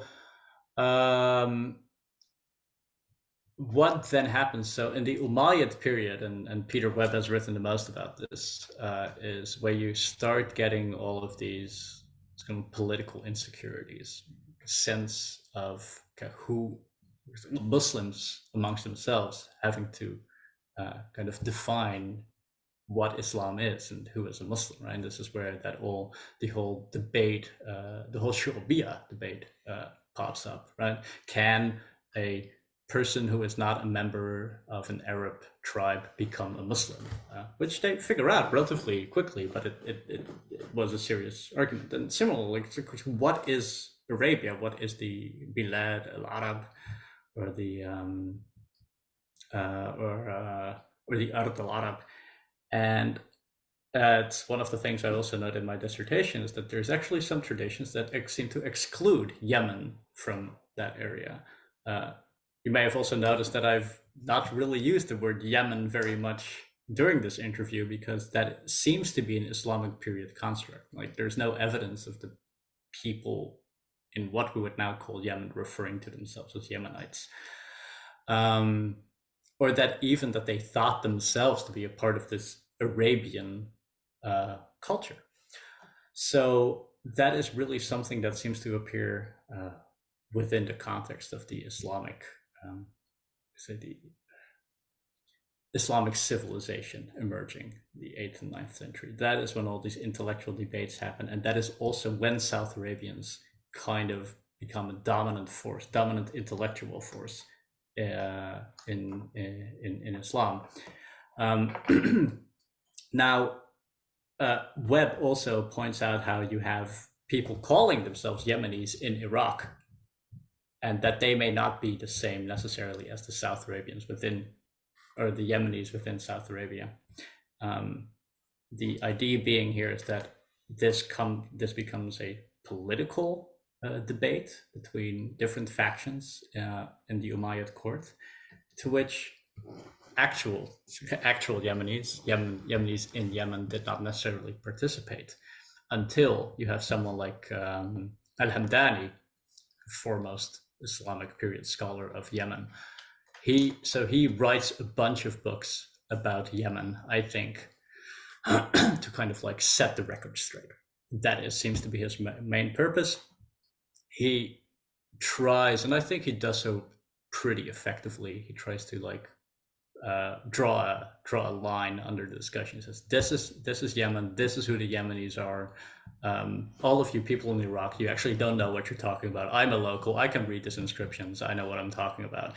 And he does. And so you have all of these books, Al-Iqlil, ostensibly, and I believe, was it 10 volumes of which, or 12 volumes of which only a few have survived, unfortunately. And Sifat Jazirat al-Arab, which is a great name, a description of the island of the Arabs, of which the vast majority is just about Yemen, right? Which is once again to prove that Yemen really is where it's at when we talk about Arabia. You already answered this question. When did South Arabia become to recognize as Yemen? It happened in the Islamic era. But what significance did this designation hold prior to the advent of Islam? Yeah, so the related terms appear within the epigraphic corpus. Yamanat is used, or like Yamanat, Yumanat. We really don't know how it was pronounced, and there are some debates going on about what that specifically refers to in the Sabaean Himyarite royal titulature, right? So the Himyarites adopt the Sabaean title King of Saba and Duraidan, that is the Himyarite capital. Then the more regions that they conquer, the longer this title becomes. So they add Hadramaut at some point, and then this is, I believe, towards the end of the 5th century, they also have this term, which in transcription reads so it's YMNT, And how to read that is kind of unclear. But it does not seem to have meant the same thing as what we would call Yemen nowadays. It can mean, as in Arabic, it can mean both, either left, right. It can mean south.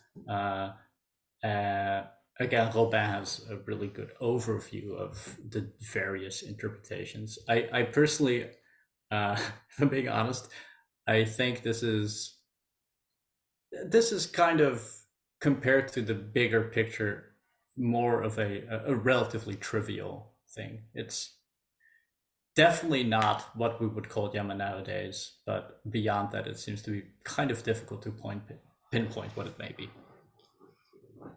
And, both of us would like to thank you for your time. I know, unfortunately, the time in which we did this podcast might have been a little bit inconvenient for everybody, but we thank you for participating and agreeing to come on our platform. Like, you've been an invaluable guest and have opened our eyes to a lot of different aspects of pre-Islamic South Arabia that we didn't know, and can also be found in your dissertation, which we recommend everybody to go and read because we found it to be an invaluable resource for learning about pre-Islamic Arabia. And so these are our last two questions.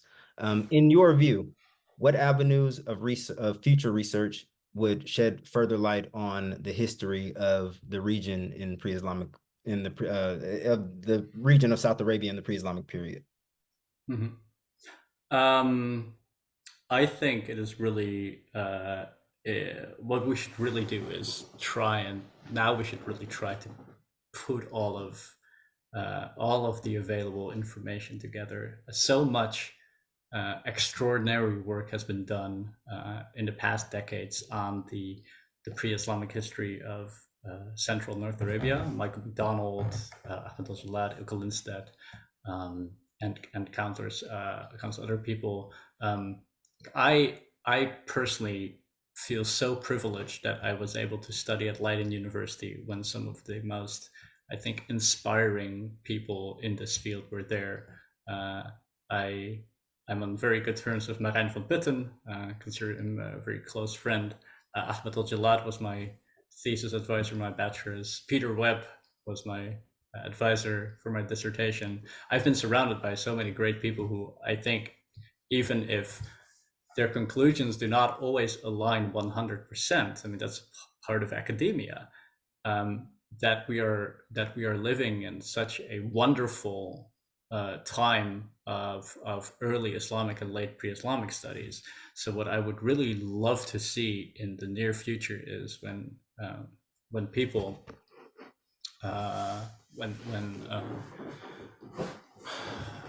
when intelligent and capable disciplined scholars begin to really put all of this information together, and all of the stuff from North Arabia, Central Arabia, the Levant, Eastern Mediterranean, Syria, South Arabia, Ethiopia as well. I really want to stress the importance of looking and incorporating the Horn of Africa and see where that brings us. Yeah, I want to say that academic scholarship has done a really good job at deconstructing the history of Islam and breaking it into a lot of bite-sized pieces for everyone. I'm at the point to where I would like to see a lot of this stuff put together in some kind of coherent narrative, considering all of the work that's been done. Something like a biography of the Prophet that, in my mind, would encompass more than several volumes, a single volume just dedicated to, if it was up to me, just a single volume dedicated to pre-Islamic South Arabia, pre-Islamic North Arabia, and probably a few more volumes before we even get into the life of the Prophet, just because of how much work has been done on the pre-Islamic period, not to mention just the early Islamic period. And so, yeah, I'm hoping to see exactly what you described in the future. And just to comment on the people that you've been surrounded by throughout your academic career, it really seems like a unicorn group of people have been put together at Leiden.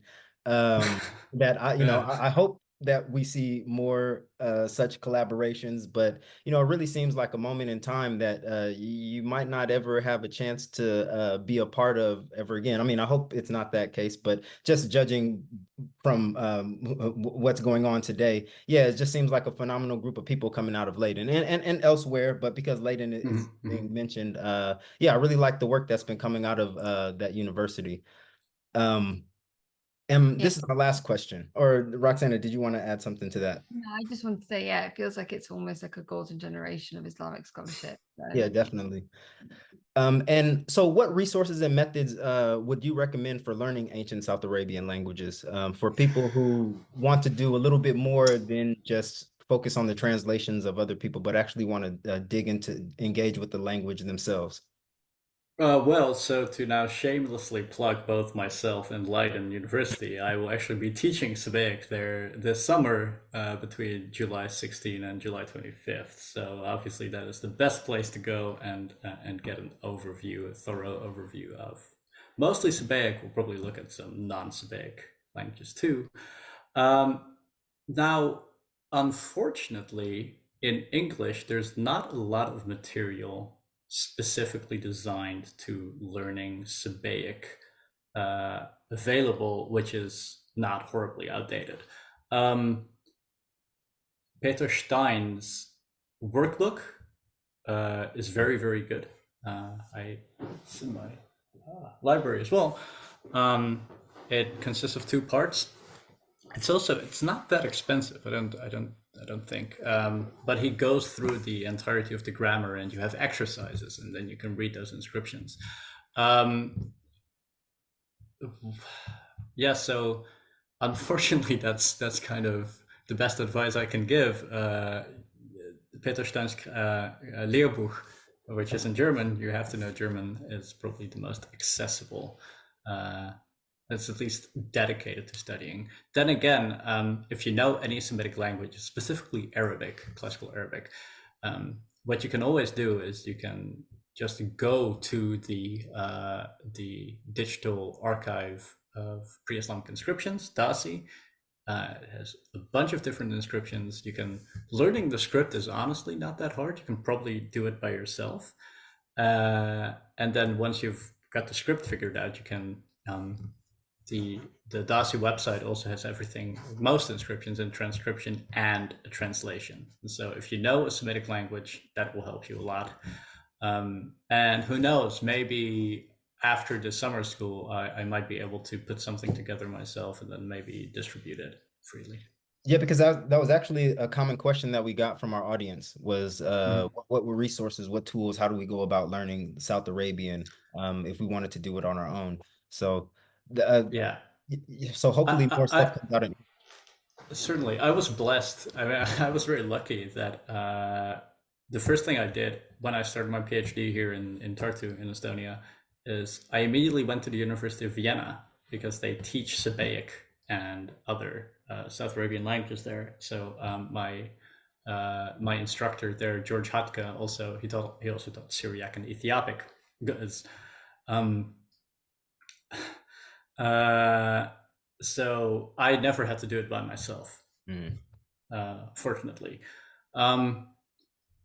But that being said, yes, Dasi is definitely a good place to go. Some of the grammars are available online. There's also and again, unfortunately, it's in German.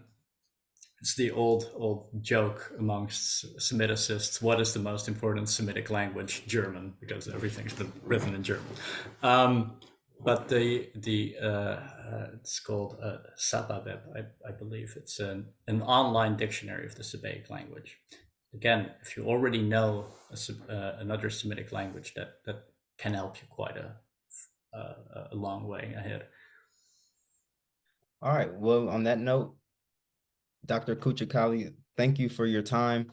It's been it's been amazing hearing you talk about your dissertation. It was even more amazing reading it again, and I can't help but always remind our audience, go and read the work in which this podcast is based on, because these podcasts can never encapsulate everything that's in the work of the guests that we bring on. Is there anything else that you would like to share with us before we part? I would just like to say thank you very much, Ramadan Kareem, to everyone who is fasting, celebrating. I can imagine must kind of be hard on occasion, and I feel very happy that I was invited to participate. Thank you very much. Yeah, no problem. And we hope to bring you on for many more topics concerning South Arabian, pre-Islamic South Arabia, or anything else that you got coming down the pipeline. Your work seems very interesting. I know you just started on your academic journey. Well, you didn't really just start on your academic journey. You've been doing this while you were trying to achieve your degrees. But No, you're right. You're right. It's like my colleague says, this is the start. okay, well, we're definitely interested in seeing how you progress and develop in the field moving forward. And you know, we'll be in contact on Twitter and other social media. And yeah, thank you for accepting our invitation. It's been an extremely insightful discussion. Absolutely. Thank you.